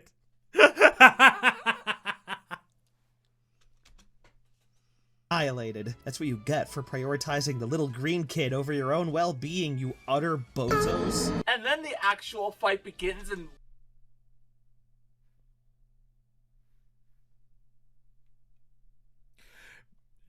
Spectra, do we want to talk about that choice of voice file, of sound file you used there for that? Do we want to talk about that? Well, you gotta give him a good bone cut the noggin before you reach the top That of was the tower. fine. Oh, okay, so fair he's a enough. little bit the All right, tiniest Starfall, okay. amount of pissed at you now. Helmar King is, well, a bird. You don't say! And he takes advantage of that fact in many ways. As this albatross tends to fly around the tower and then dive bomb at you with his talons to attack. Oh yeah, that's why. Like the albatross. You know how they steal fries? This one steals kids. God, that sounds so bad saying it out. Before landing to take a peck at you. This bird's chosen violence, y'all, but that's okay, because this bird doesn't seem to know its own strength, so what? That's for eating me the windfall, you bitch! There is quite a bit of wait time while the Helmarok King is soaring through the air, but once he goes for the peck, his fate is sealed. And I just love the use of the signature item here. Oh yeah, you saw that. Quick context: I was walking at the harbor here in Copenhagen, and I bought like some fish and chips with some fries and stuff, and I was attacked by a swarm of seagulls that kept trying to get at my fries. It's amazing. I may put it in this video here, like in the middle of it, if I remember, but it's amazing. Yeah, Kalaktos had you systematically disarming it, literally with the whip, but Helmarok King keeps things nice and simple. Wait for the right moment, and then beat that bird over the beam till it bleeds brain juice on the bench in the backyard. That's my favorite kind of disrespect right there. It was incredibly hilarious. I had to like find some place of safety. I think I lost only a single fry, but it was so goddamn funny. Destroying an enemy's namesake, and then watch as it weeps and just stab it in the eye. Yeah! I love this boss. And now we're at the halfway point, with so birds. how about we cross up? No, Wombo, don't unleash the birdemic upon me. Think about the budget. On the leg thereof. Let's continue. A couple of honorable mentions before we continue onward. Ooh, I've never done that before. Let's give it a try. Honorable mentions in the middle of a video. How unorthodox. So honestly, I really love this boss. It might have made this list if not for how much Wombo and I love Jalhalla. Consider it the number 11 spot, I guess. Cool setting, cool design, and the boss theme bangs. It's an awesome fight. Also, one of the only times where I could say that the Ganon's Tower rematch version of the song is more preferable to me. I could gush for a while about Wait, pretty much Twin any Rova? Twin Rova is not on the list. Interesting. Ocarina of Time boss, but we'll have to save that for a little later, though. You have no idea how funny that statement is, but yes! Wait. I could gush for a while about pretty much any Ocarina of Time boss, but we'll have to save that for a little later, though. You have no idea how funny that statement is, but yes, this is one of my favorites in Ocarina, but that's just because I'm a sucker for the mirror shield. Look at this beaut! It's shiny! Shooting fire and ice out. This is precious, yes it is. No, return. Let's start with this is precious. No. See what happened? You went Gollum, then I went Gollum. Thank you so much, Spectra. Of the shield is a little out of left field, but it's still a very cool moment, both visually and mechanically. You know, that might be the reason why I didn't figure out how to fight them for a good 30 minutes. You see why it's not on the list? Arachnophobia, guys. In the chat, arachnophobia. Be careful. Spooters incoming. Also. It's not on the list. That you, Madame Stuffo? Love it. No. No, apparently. Cute design. Love the jacket. Also good hair. This is by far my favorite iteration of Goma ever. The spooky atmosphere, the big scary spider design, and wait, that I think I remember this curveball of one. an ending won me over in a way that no other version Well, the of cutie Goma is has cute. gotten close to.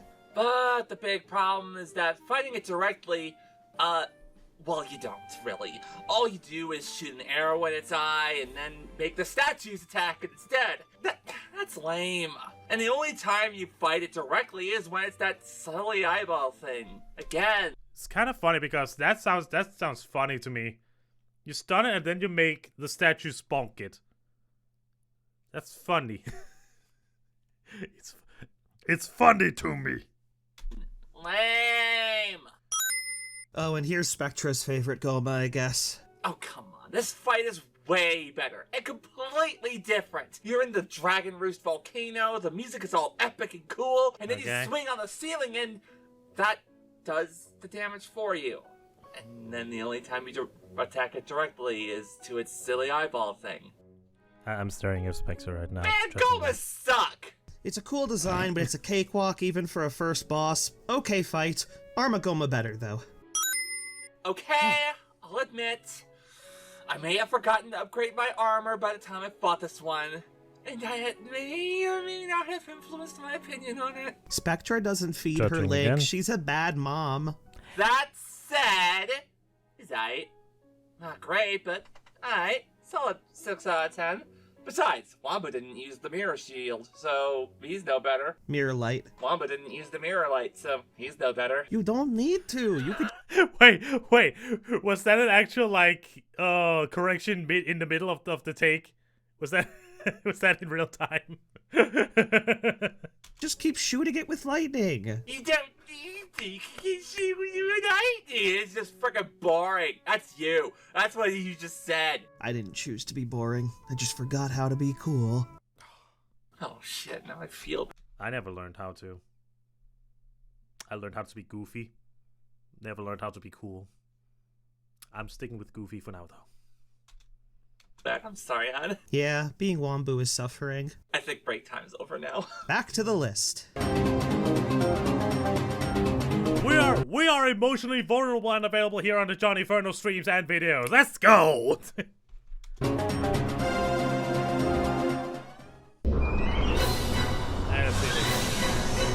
Never mind, I love being Wambu again.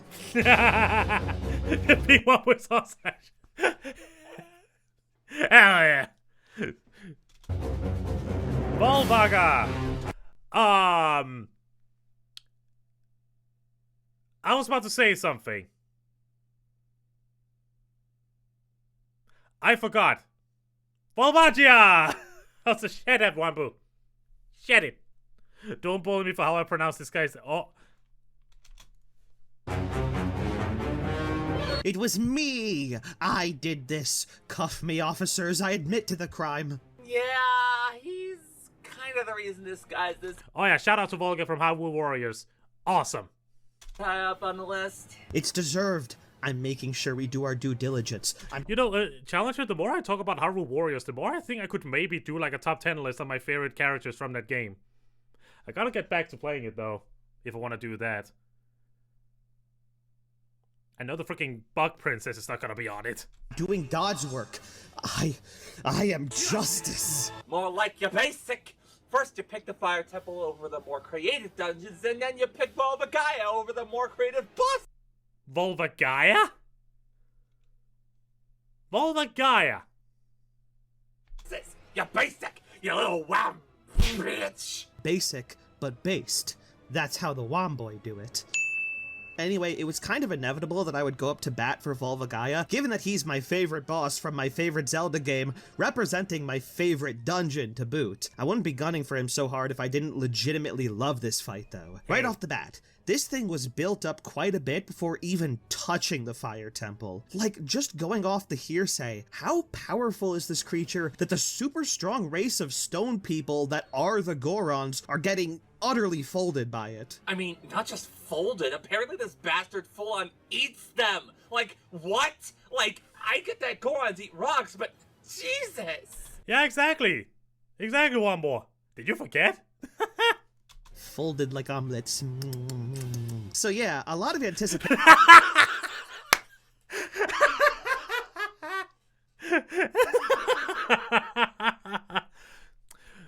Here at Johnny Inferno, we promote equal shaming. That sounded weird. I'll move on from that one. Going into this dungeon, a whole hammer swinging, Goron saving, fake door smashing, dancer killing good time later, and we finally reach the lair of Volvagaia.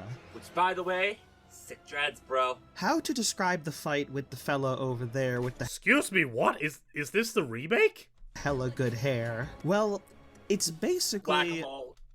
It's whack-a-mole. I was going to say— yeah, it's whack-a-mole.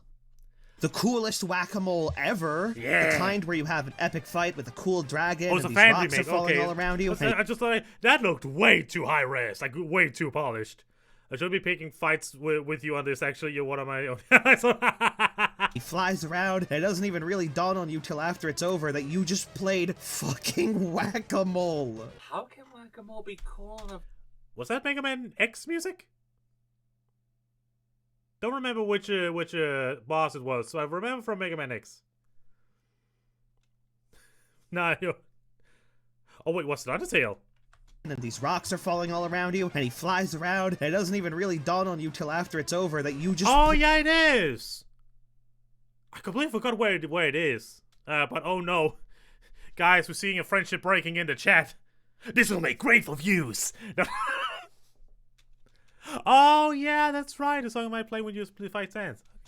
Played fucking whack-a-mole. How can whack-a-mole be cool in a volcano, though? Do you want to, like, actually contribute something? Okay, sorry for that joke. Look, I wasn't as big on this fight as you were. I still loved it, don't get me wrong, but I personally just— Top 10 anime betrayals. Wait, and then attack, and then wait, and an attack, which you could say the same about a lot of bosses in Ocarina of Time, and I personally think Volvagaia made it much more cinematic than the others, which is why I have no problem with it being this high on the list, but yeah, I'm not as crazy about this as you are, Wambu, sorry. Molga Volvanio. Molga Volholnio. Mehoinioin.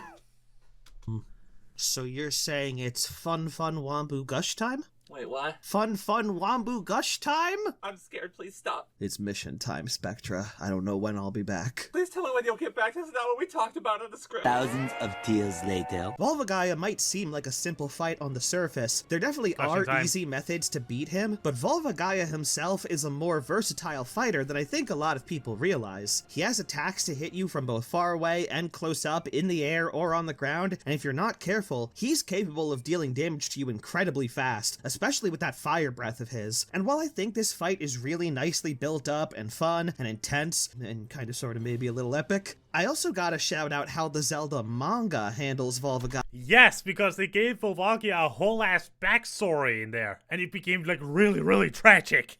In particular. Wait, fun fact, I own the Twilight Princess manga. That one's also really pretty cool.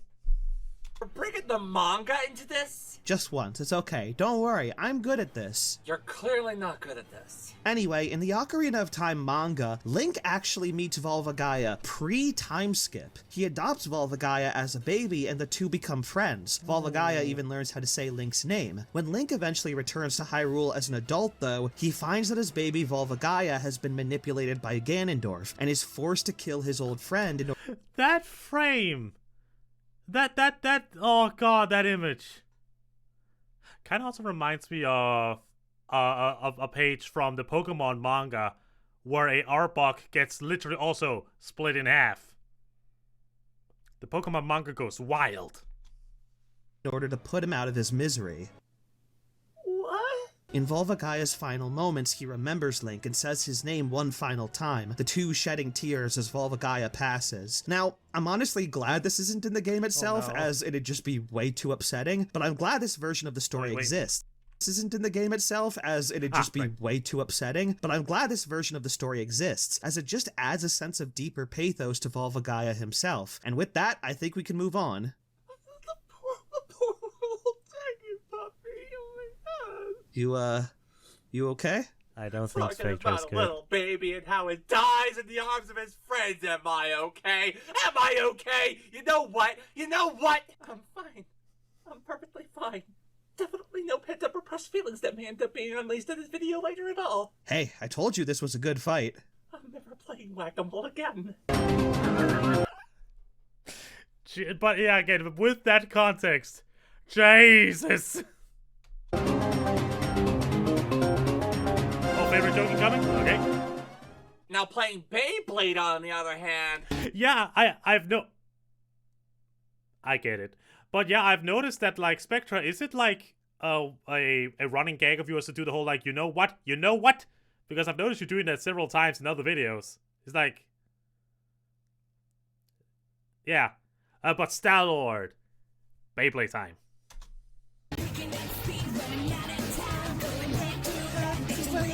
Gotta fall down to get back up again.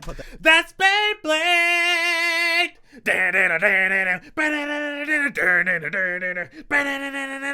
Such a fucking cool intro. In the video, I just like that. I just like Beyblade. Starfall absolutely put that. Don't put it in the video. I just like that. I just like Beyblade. Starfall absolutely put that in the Don't put it in the video, Star. Star, don't put it in the video. Star, don't put it in the video. Put it in the fucking video. Don't put it in the video, Star. Alright, let's... Nice work, Star. Very fucking nice work. Let's go! Let's talk about the stats. And I'm sorry, again, Wampu, you activated me. The fucking Beyblade theme is awesome. Wait, what the... Alright, let's talk about the stats. What happened? I have literally no idea why that happened. Reference to the previous list. As said before, oh yeah, the old Spectra design, yeah. Pause justice. Okay, let's see if I can get this. Oh wait, I can just go. Oh no, it's horizontal Spectra. Sorry, I've been seeing those German memes on TikTok. It's wild. Oh wait, what? Put it in the video. Oh, that's what you did. Oh, I did? Start. All right, let's talk about the stats.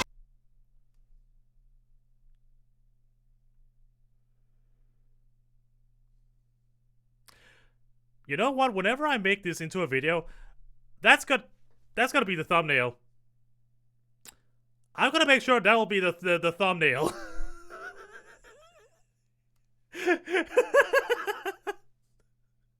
Look at that.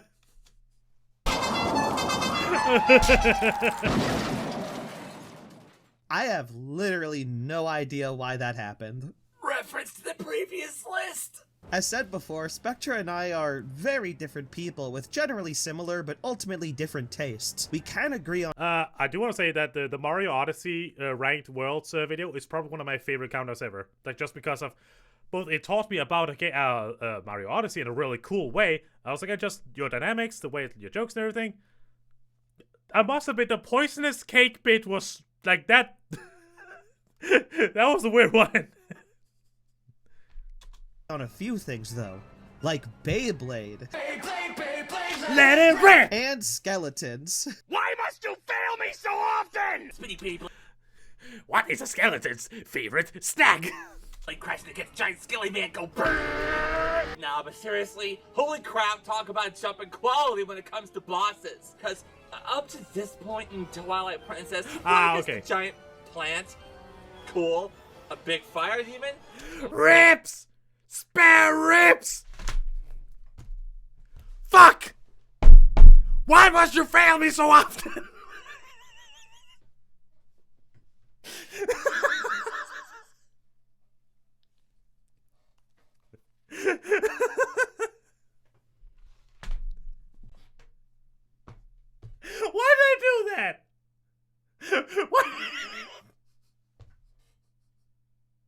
I wanted to commit to the bit, apparently. Yes, you know what they'll do. You're right, you're right. Okay, that's neat, but ultimately kind of boring. Okay, what's next? Lady Spectra, hate it! Already hate it! Morpheal, hate, hate, hate, hate, hate, hate, hate! Here's an idea for a novelty. A boss that attacks you! Now here's Morpheal. It does not! Can you see the problem? Okay, so, yeah, imagine going through all of that, and then you finally get to the 4th dungeon, the Arbiter's Grounds. It's a place with a general, ancient, undead kind of spooky vibe, and you're having... With one hell of a dark backdrop to it, if you pay attention to the lore. Some dark shit. Having a good time, and then you get to the spinner, and then you're like, wait, what? And then you remember Zelda's tradition up to this point, and you wonder, how in the hell is this gonna play out in the boss? And then that's actually, I think, one of the best like parts of Zelda. Whenever you get like the item, whenever you get the weapon. Oh, I just realized the video's like unaligned. There we go. You get the weapon, and you're like, how the hell is this gonna work? It's really funny. Once you enter the boss room proper, there's a big ol' skeleton lying there. You're just like, oh yeah, please, I want to fight that. Yeah. And because Twilight Princess fucking rules, it obviously delivers. The first phase of the fight has the player I mean, it has Midna in it. That makes it rule by default. spinning around the arena, waiting for Star-Lord's spine to be vulnerable. It's a lot trickier than it looks, though, since when you think you have a good shot, his buddies pop out of the earth and get down Mr. President. Oh, God. What's worse is that this whole arena is quicksand now. So if you end up bouncing off these guys, you run the risk of losing your forward momentum and your speed. And if you come to a standstill, you're off that spinner and into the pits. So if you miss your shot, don't try to be cool and overcorrect. Head straight back to the walls and build up your speed again. Yeah, better play it safe. Better play it safe. Which, by the way, damn! You're going pretty fast right now. This is already awesome. But yeah, hit the spine. And also, again, to refer back to Hyrule Warriors, I have a lot of things to say about that game, apparently. The spinner is, no joke, one of the best weapons in that game. It's so silly and so much fun. That one and like the iron gloves, because you have the big old ball and chain you swing around. A lot of fun. A few times, and then congrats, you win. Yep, definitely win. Hey, I got scoliosis. I can sympathize with the guy. You have a spine? You want to see it? No. At this point, Star-Lord tries what? to... Spine? You want to see it? No. At this point, No. Star-Lord tries to do a little bit of trolling, but like... Come on, everyone knows this is a fake out. You didn't even do the song that goes doo-doo-doo, bwah, bwah. One good spin on the central platform later, and Zelda music cover of Wombo and Spectra when? and what do you know, Star-Lord is a goddamn lead swinger. And yeah, Challenger, if I ever began to make like countdown videos of Hyrule Warriors, Link's weapons could basically make their own list. Meaning? He faked that shit. Learning words is fun! After the second platform raises from the ground, Star-Lord reanimates is just ahead, and the second phase begins. And if you thought the first phase was fast, you ain't even begun to see speed yet. The rest of the fight sees the spinner at its absolute peak, as you jump back and forth, dodging Star-Lord's fireballs and other incoming spiky pylons. Big balls of fire! Enemy Beyblades incoming! Evasive maneuver! Double time it! No, seriously, don't get hit by these things. Because this isn't a matter of taking damage. It's a matter of getting bodied. You fail. You face planted. It's over. You're done. Game over. Eat shit and die. Good day, sir! That's what makes the dynamic of this second phase so fun, though. Each time you hit Good Star-Lord work, Star. feels like a monumental victory, and every hit you take is a devastating wipeout. The shit is thoroughly eaten. Obviously, we kind of like this fight, if you can't tell, which I understand if you couldn't, because, you know, we were so subtle. But honestly, while I was really liking Twilight Princess up to this point, it was this fight in particular when I knew that the game was going to get I'm really gonna really get back to good. playing this And game. boy, what a hell of a way to set things up for later things to come. This big old bag of bones ain't got rattled for nothing, huh? Also, shout out to Star-Lord and Link's crossbow training. Yes. It was hilarious fighting him in that context, and I just wanted an excuse to So talk about funny. Link's crossbow training so I can lament about how this game is the reason why Twilight Princess didn't get a sequel. Okay, totally okay with that, by the way. Definitely not bitter at all. We could have gotten a follow-up to Midnight Link's romance in fact.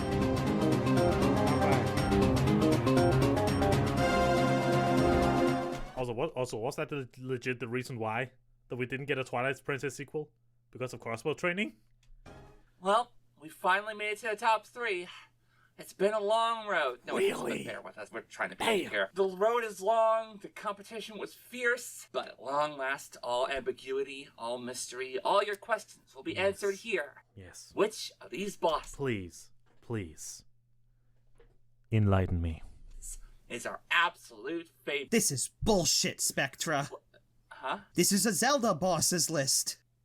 Yeah? Colgera, the toothpaste brand? What? Wombo. You can't do that. Wombo. You know, I knew you were gonna pull some nonsense like this. You're a slippery little weasel, you know that? Wombo! What? Look! Oh, this version! Yes! Oh. Yes! Absolute buffoon! You were thinking of Colgate, my brother in Christ! This isn't my fault, Spectra. The boss's name sounds just like the toothpaste. I swear to God, it's a play on the word Mulgera. You know how much I'm a sucker for wordplay. Now say something awesome about this boss before I eject you from the video. Okay, I guess You don't want to make the anime girl angry. Don't make the anime girl angry. we vaguely kind of hinted at this by putting Mulgera on the honorable mentions. That guy narrowly missed the list, but thankfully their cooler cousin notched a spot in the top 3. I personally did the Wind Temple first in my first playthrough of Tears of the Kingdom. Also, like... Again, words! Why did they keep escaping me?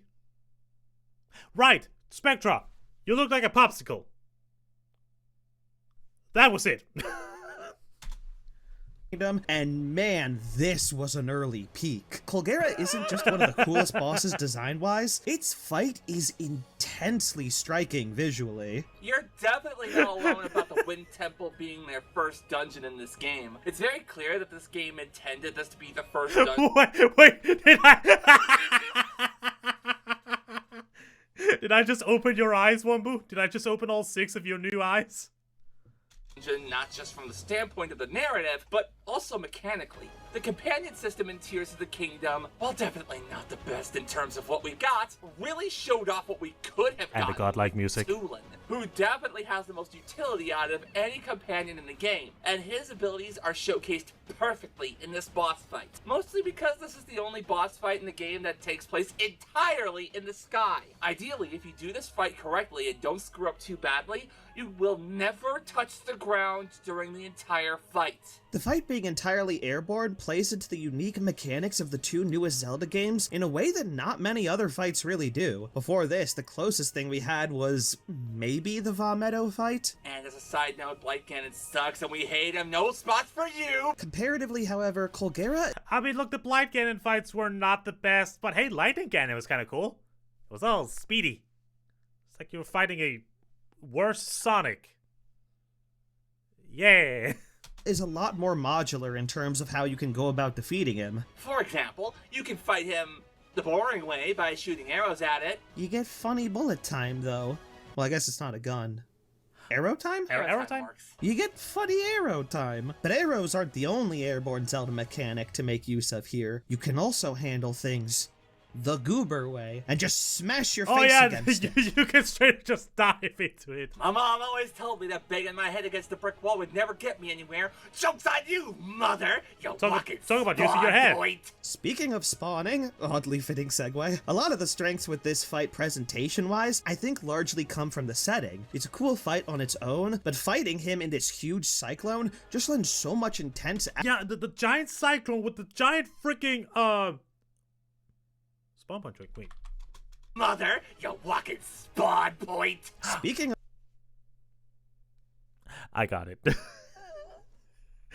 That's just mad, though, to refer to your mom as something like that. Of spawning, oddly fitting segue. A lot of the strengths with this fight presentation-wise, I think largely come from the setting. It's a cool fight on its own, but fighting him in this huge cyclone just lends so much intense atmosphere. How would you even do this fight in another place? I naively thought on my first playthrough, then this fucker straight jump-scared me in the depths. I mean, I knew there were boss rematches down there, I just didn't think about how this could happen. Fighting Col- I have been on the Underworld like once. I got incredibly confused. And I quickly left. It's so dark down there. Colgera in the Wind Temple is appropriately epic, but fighting him underground in the dark is an absolute 180 in terms of what kind of vibe this guy gives off. Sure, up in the sky, things are intense, the kick-ass music is rocking, and holy crap, Dragon Roost Island never sounded so fucking good. So beautiful. But in the depths... Oh, alright, copyright. I get you. Starfall? Good, clever, good editor. Clever. Harder to see him. He'd come at you at any angle, and may I remind you that it's dark as hell down here. You're gonna come out of this match a completely changed Link, I'm telling you. And let's not even get into what happens if you fight it before Ganondorf, if you skip the Wind Temple. Only real nitpick I have is that he's maybe got a tinge of... Wait, like I said, I haven't finished Tears of the Kingdom yet. You can skip the bosses? Kind of like in Breath of the Wild? You can just go straight to Ganon? Alright, yeah, you can do that. Yeah, what am I talking about? Of course you can do that. Yeah. Morpheus syndrome? Wait, what? I love that. It's just all three at the same time. Yep. Colgera doesn't really attack that much. Well, that's not true. He's significantly more aggressive than Morpheus. Yeah, well, a stiff breeze is more aggressive than Morpheus. Fair. Colgera's battle mannerisms are still pretty passive. Yes, there's the ice spikes that shoot out, and it can create portals that can enter and exit to lunge out at you, but they're all pretty easy to dodge. He's certainly intimidating, and the fight itself is a great spectacle, but it's also very easy. Oh, it's kind of the beauty of the fight, though. I don't think anyone is afraid to admit that Zelda isn't exactly the hardest series of games to play and beat, and honestly, that's okay. Zelda isn't about beating the player down and teaching them the value of if you want that, go to Dark Souls or Elden Ring. Perseverance and the value of adversity. We got Dark Souls and Elden Ring for that. Zelda's about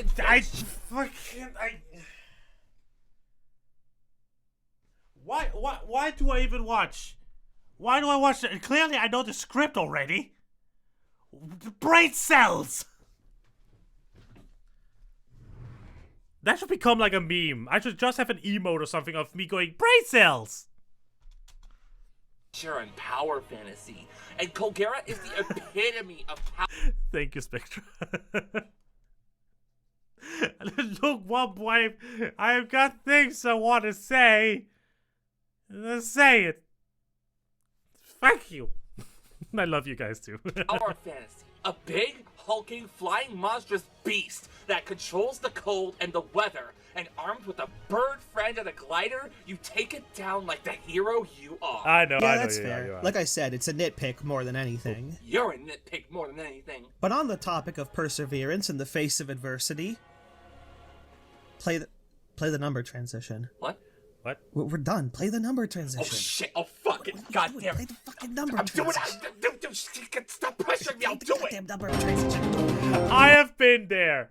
I have been as a theater kid. That is so. That is so on point.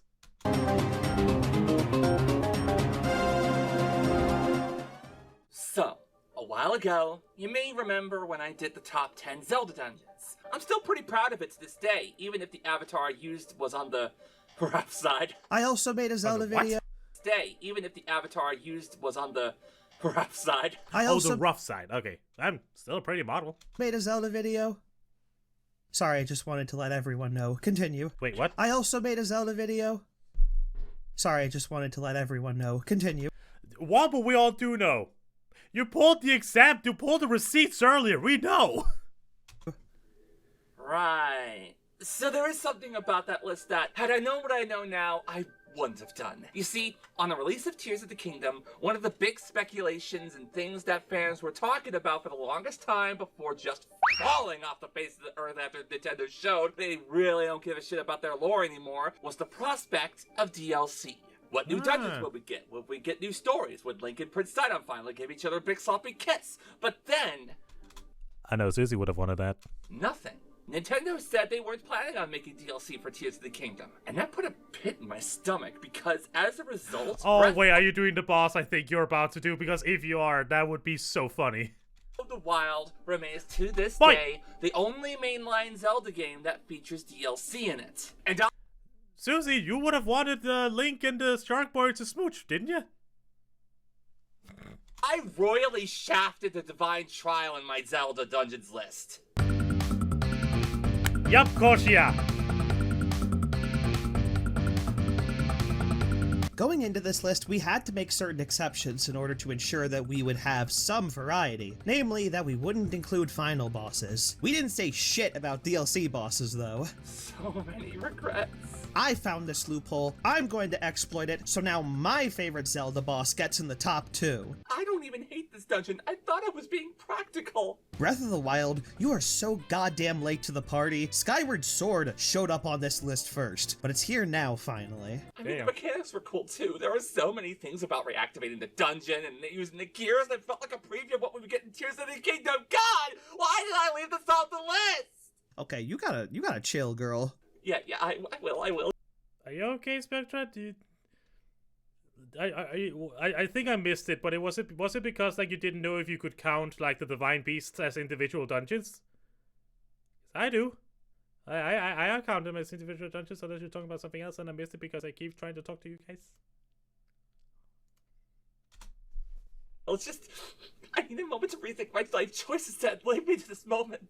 So, I do feel in a number of ways Breath of the Wild... She left the DLC dungeon off her dungeon list. Ah, okay. Also, I want to say something real quick that maybe a hot take depending on what you guys in the chat think. I think Zelda's voice actress did really well. Was it the voice that we expected? No. Was it British for some reason? Yes. Did she do a good job? Yes. I believe that the voice actress for Zelda did a great job, because I remember it being very split when Breath of the Wild came out. I'm happy to see there's some agreeings with me in the chat. Wild, for as good of a game as it is, has been largely over... Yes, Breath of the Zelda. Because I remember when I saw oh my god, when the original trailer for Breath of the Wild came out, and first off, the trailer music, holy shit, I get chills just thinking about it. But the music picking up after hearing Zelda crying, that almost be Tears of the Wild. God damn it.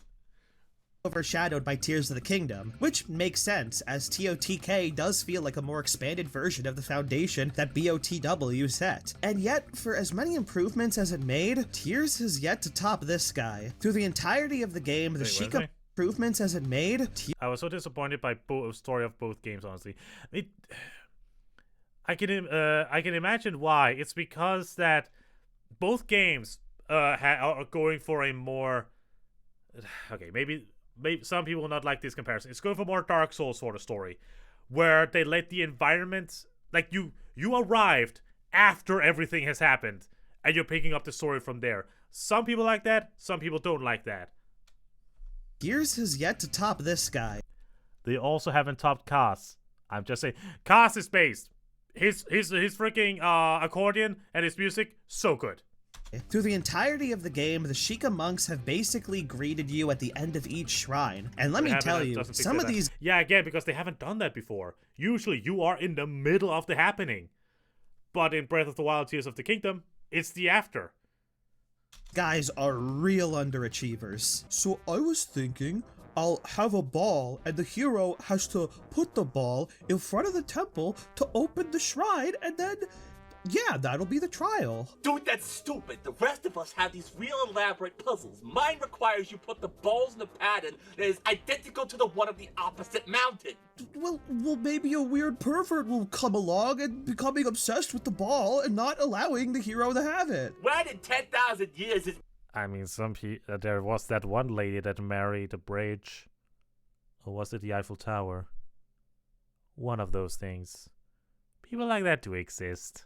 Anyone ever gonna get obsessed with a stone bow? Fuck you, I'm going with it! This guy, Moskosha, however, is in a league of his own. Straight out the gate, this guy actually moves. Yeah. Already way more work. Got ourselves an overachiever here. You find yourself in an open arena thousands of feet in the air. The rain starts to pour, and Maz immediately puts your skills to the test. Like, if I want to say this, Kosha felt like the first actual, like, boss fight.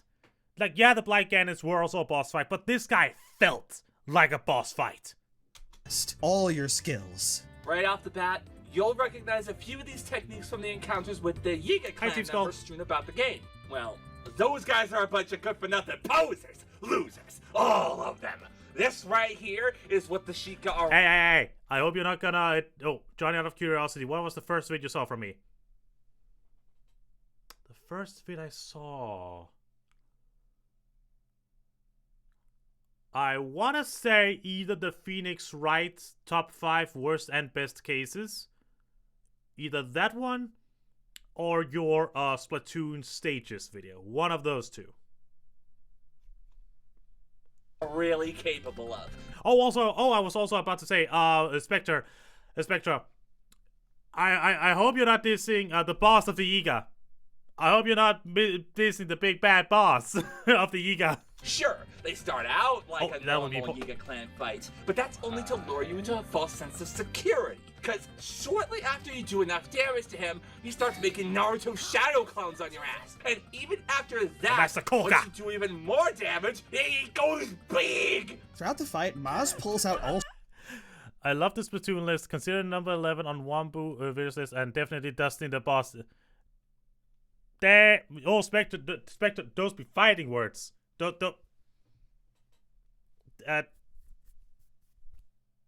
I'm such a fucking Naruto fan. I still remembered some of the hand signs. I'm done. I am absolute done. Also, I just love your take. You saying this. To do even more damage, he goes big. Throughout the fight, Maz pulls out all sorts of different techniques from throughout the game, including the spiky balls from Master Koga, the teleport and electric pillars from Thunderblight Ganon, and oh no. I actually heard of someone that like there is a statue of a Guardian made, and someone said that they would hide behind it. And that every time someone went close to it, they would play the Guardian theme on their phone and see which one of them would freak out. The pure PTSD. The Guardians were amazing. Also worth noting that he has access to the elemental variants of all the arrows in Breath of the Wild, including the shock arrows. And I don't know if you remember this, but you're fighting in the rain. Shock arrows really hurt in the rain. Yeah, they do. Yeah, rain. Holy crap. How is it that Maz Kosha is more thematically intense and epic than any of the Blight Gannons? Yeah, seriously, honestly. Guys, I still can't get over this. You had one job, be threatening and menacing. Instead, you made the champions look like champions because you are the worst boss fights I have ever. Shh. It's okay. It's okay. No, it's not okay. It's okay, Spectra. It's okay. Nice. Ultimately, what I love so much about I Maz is want what a hug. an honest showdown his fight is. You're never really railroaded into any specific techniques or items. It's just you, your wits, your way of battling against Maz, and sometimes 8 other Mazes. And for all these tribulations the Champions Ballad DLC puts you through, the one-hit obliterator, the Divine Trial, and the fight with Maz, you know what we all come away with? Well, I heard a goddamn... No, I'm just gonna let you guys say it. certain game company loves instilling pride in accomplishments. A motorcycle. Wait, what? That's right. We were taking a fucking driver's exam Yep. the whole time. You know what? Considering how bullshit vehicles are in general, this is pretty tame by today's standards. Well, balls in your court. I do freaking love that, like, after all of this mythical trials and combat against a master of the mystic arts and all shit, you get a motorcycle. I fucking love it. Now, statues of Rauru and Sonya. Wait, you said we weren't getting Tears DLC? No. Wait, isn't that there? I think that's there. Wait. Oh, didn't I put it in? Oh, I thought I had. Oh, thank you for saying that, Susie. I will make sure to put that one in. Oh, you're not. Damn. Yeah. Well, All thank you right. for reminding Susie. We're on the precipice of the last entry. But first, let's wrap up the honorable mentions. What are you doing? Oh, because I was about to say bongo bongo. Oh, I see. Yeah, I'm not joking here. I like Morpha, but I think I'm alone in that. Spectra, am I alone in that? I think he's... Yes, Steve Skull, you did miss Colgera. He was number 3, I believe. Fine. Stupid long shot. Okay, I really like this fight, and I personally love the paintings bit, but Wombo here thinks he's too confusing for his tiny little lamp brain, so honorable mention is relegated to. This is my personal least favorite fight in Ocarina, not counting Big Octo, but like, I like all the bosses in Ocarina, not counting Big Octo, so that's not saying much. Second phase is cool. I'm getting the feeling that Wombo doesn't like the octopus boss. I'm getting that feeling. But the first phase is good conceptually. I do love this though. You can literally see him coming out of the painting. It looks like something from God, what is that old animated I think it was a short Disney with the Doulahan with the headless horseman. What was that thing called? It looks like something out of that. Yeah, but kind of sloppy in execution. Thematically, this fight is really cool, and that jump scare at the cool. Oh God, what a frame to freeze on. Beginning with Yita Ikaban, freaked me out the first time I played the game. Awesome fight. Loved the ball and chain. Great fight. Narrowly missed the list though. Unfortunately, the ice physics were just a little too annoying for the fight to be enjoyable enough to be on the list. Sleepy Horror. Breath of the Wild needed more overworld bosses. I'm just saying. And this one was just sad. I loved everything about this thing conceptually, but... I remember the first time I got jump scared by the Molduga. Just running out there in the desert. I heard rumblings and what was that? Suddenly, it got jumped. Once you know how to fight it, it is big. It's like being jump scared by the Infernals in the Burning Crusade in the Warcraft. How does something that big sneak up on you? It's easy to take out, and it's never exciting again. Still not super big on the blights. This is the one who actually provides a challenge, though. Yeah. At least this one feels like it's trying to be an actual threat. I actually died to this thing once, but just the once. After that, I trounced it effortlessly and never had a problem with it again. You seeing the problem with Breath of the Wild's bosses? This is exceptionally dumb, even by Zelda standards. What? It's kind of sick, though. First off, that is badass. Second, are you having a cage match with this thing? Love the fact I just went and made a straight-up Punch-Out homage in this game, but, like, did it really have to be so annoying? Well, I think that's all of them. Let's talk about our final entry. Oh, also a challenger. I don't think you were here when they said it. No final bosses, no penultimate bosses, just normal bosses. I never played TFT. I'm in the middle of playing it. I still need to finish it.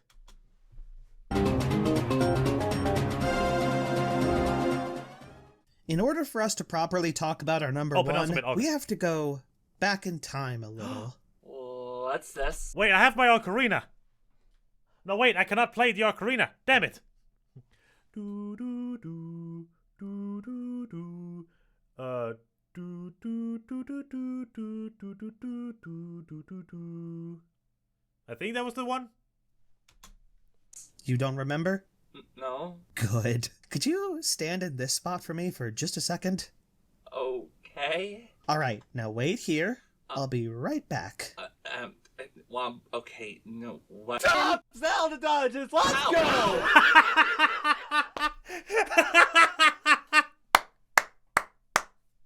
Oh, what's happening? Why are you here? Throwback. Throw back my ass! That hurt! Have you gone crazy? Throwback, more like a punchback. See? Yes. Wait, what? Throw back my ass! That hurt! Have you gone crazy? Yes. Oh yes, that is not the final boss. That's right.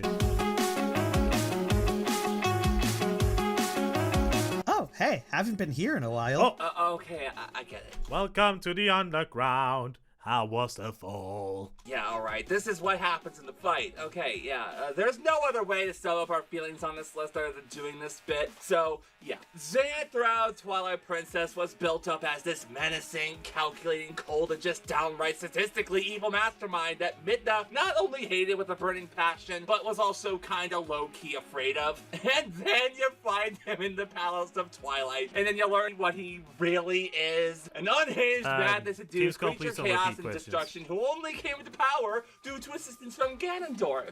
And then you have to fight that creature of chaos and destruction.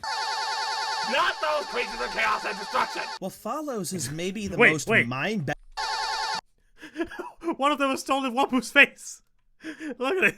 Not those creatures of chaos and destruction! What follows is maybe the most mind-bending boss fight in the franchise, where Zant takes you all throughout these different but familiar set pieces, where he goes totally manic and, like Maz, starts lifting attacks from previous enemies throughout the game. But whereas Maz was the OG that all the others were biting from, Zant is just an unhinged Looney Tune of a man. Dude's a thief, a charlatan!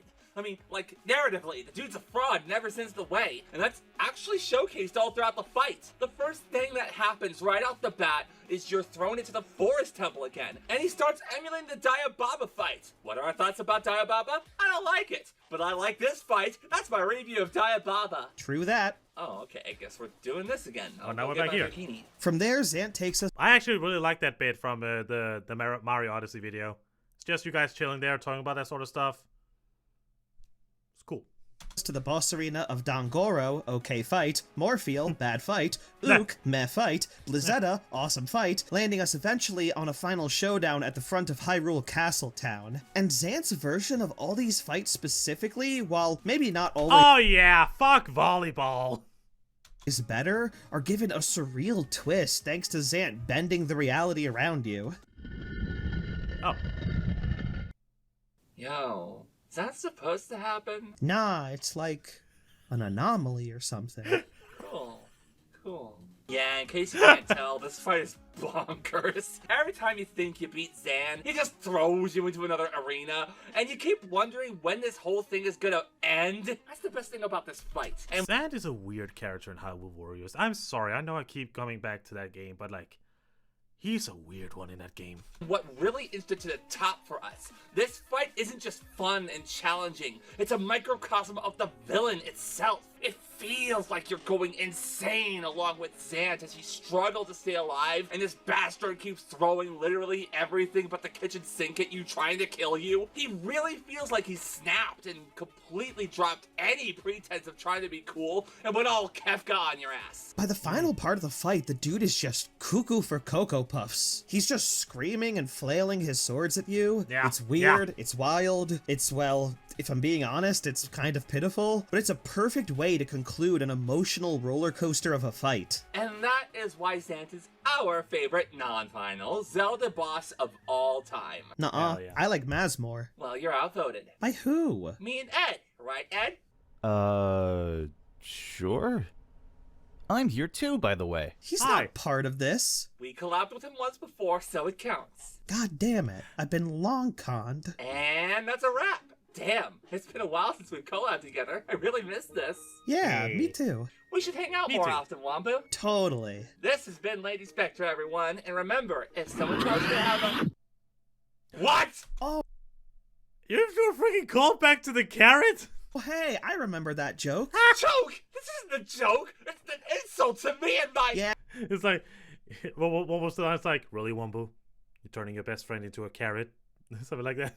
Yeah, we all remember. You got so mad about it last time, too. Awesome callback. Good times were had by all, I hope. Anyway, thanks for having me. Hey, look at it, bright side, Spectra. Your eyesight is amazing now. I'll see you around, Spectra. Wait, no, Wambu, come back. God fucking... Oh, now I have to call again.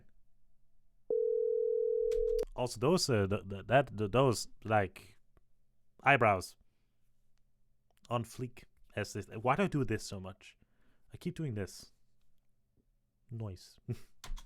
Hello, Starball, honey. I need your help. Yeah, it happened again. It happened again. Ow! Great video. Great video.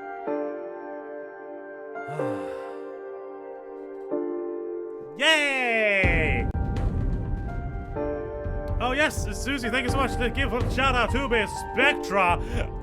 Let's see what we got. I said, let's see. Did you break it? Not close the door because the turret is in the way. Wave, just go. Yeah, go. No, you have to go. He can't. He can't hear it. Oh no! Oh no! Oh no! He's being rib tickled. What the fuck? What the fuck? How is he alive? How is he alive? How did he do that? How did he do that? Wait. Oh, okay, that explains it. You have no idea how. How? Exactly. That's the one. That's the thing everyone wants about. How? But yes. First off, I just want to, at the end of this video, I just want to give a massive, big thank you for not only Womble, but also the impeccable Spectra and the humorous and well-timed Starfall here joining me for this reaction here today. Thank you all so much for being here. I hope that you three enjoyed it. And you make some good shit. Keep at it. Definitely one of my favorite videos I've edited. I can't imagine. It's really freaking well done. My mom asked the same question how I was born. How? Okay. That's something to dive into.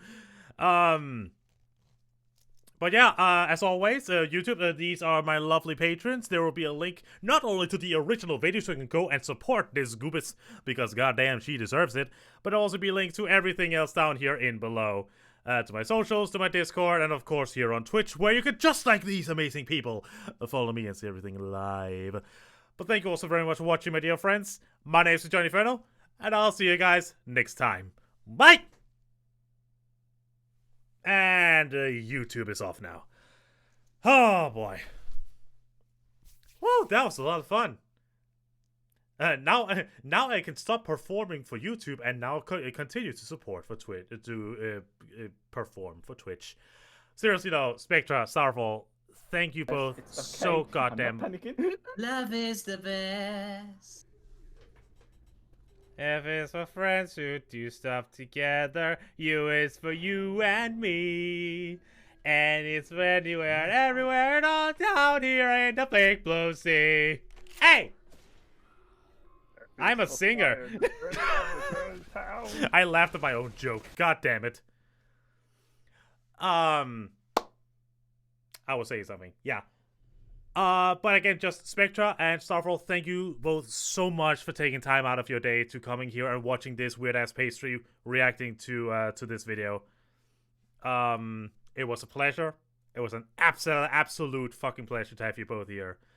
I hope you enjoyed this reaction. And yeah, it's really it took time. I just well, I've been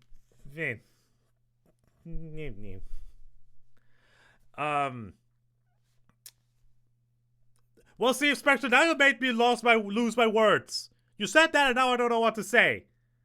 I hope get to talk more, watch more stuff. Shut up.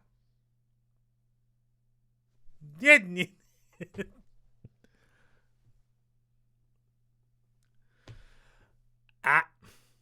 both freaking amazing. And just, yeah. Today has been one hell of a stream. 3.5 hours. And yeah, I should probably stop soon because, well, we're reaching the quiet hours of the building. But I can just, okay, I think it is about time that I ended here for today. With the final words that I've repeated that I'm now going to say for the third time.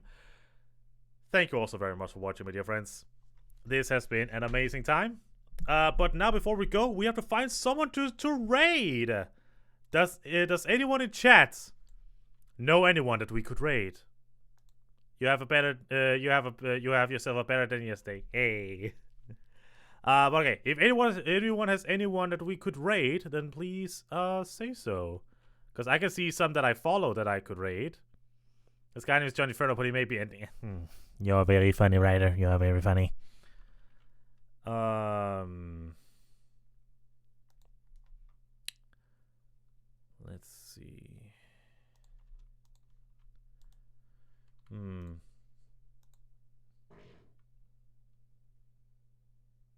nothing. Oh, Svarlet, you just came at a bad time. I'm about to end stream. I'm sorry. Oh, Phoenix Retta. Yeah, you're right. Yeah, let's go to her.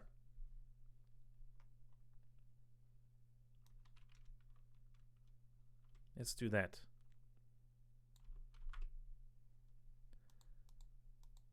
Okay, see you later, Spectra. And then again, thank you also very much for coming here. It was an absolute pleasure having you here. Alrighty. Holy hell. But yeah, I guess there's not much words. Thank you also very much for watching this stream, my dear friends. This has been an absolute pleasure. It's been so much fucking fun today. Expect, hopefully, another stream tomorrow, but we'll see. But until then, my dear friends, my name is John Inferno, and I'll see you guys next time. And now let's raid!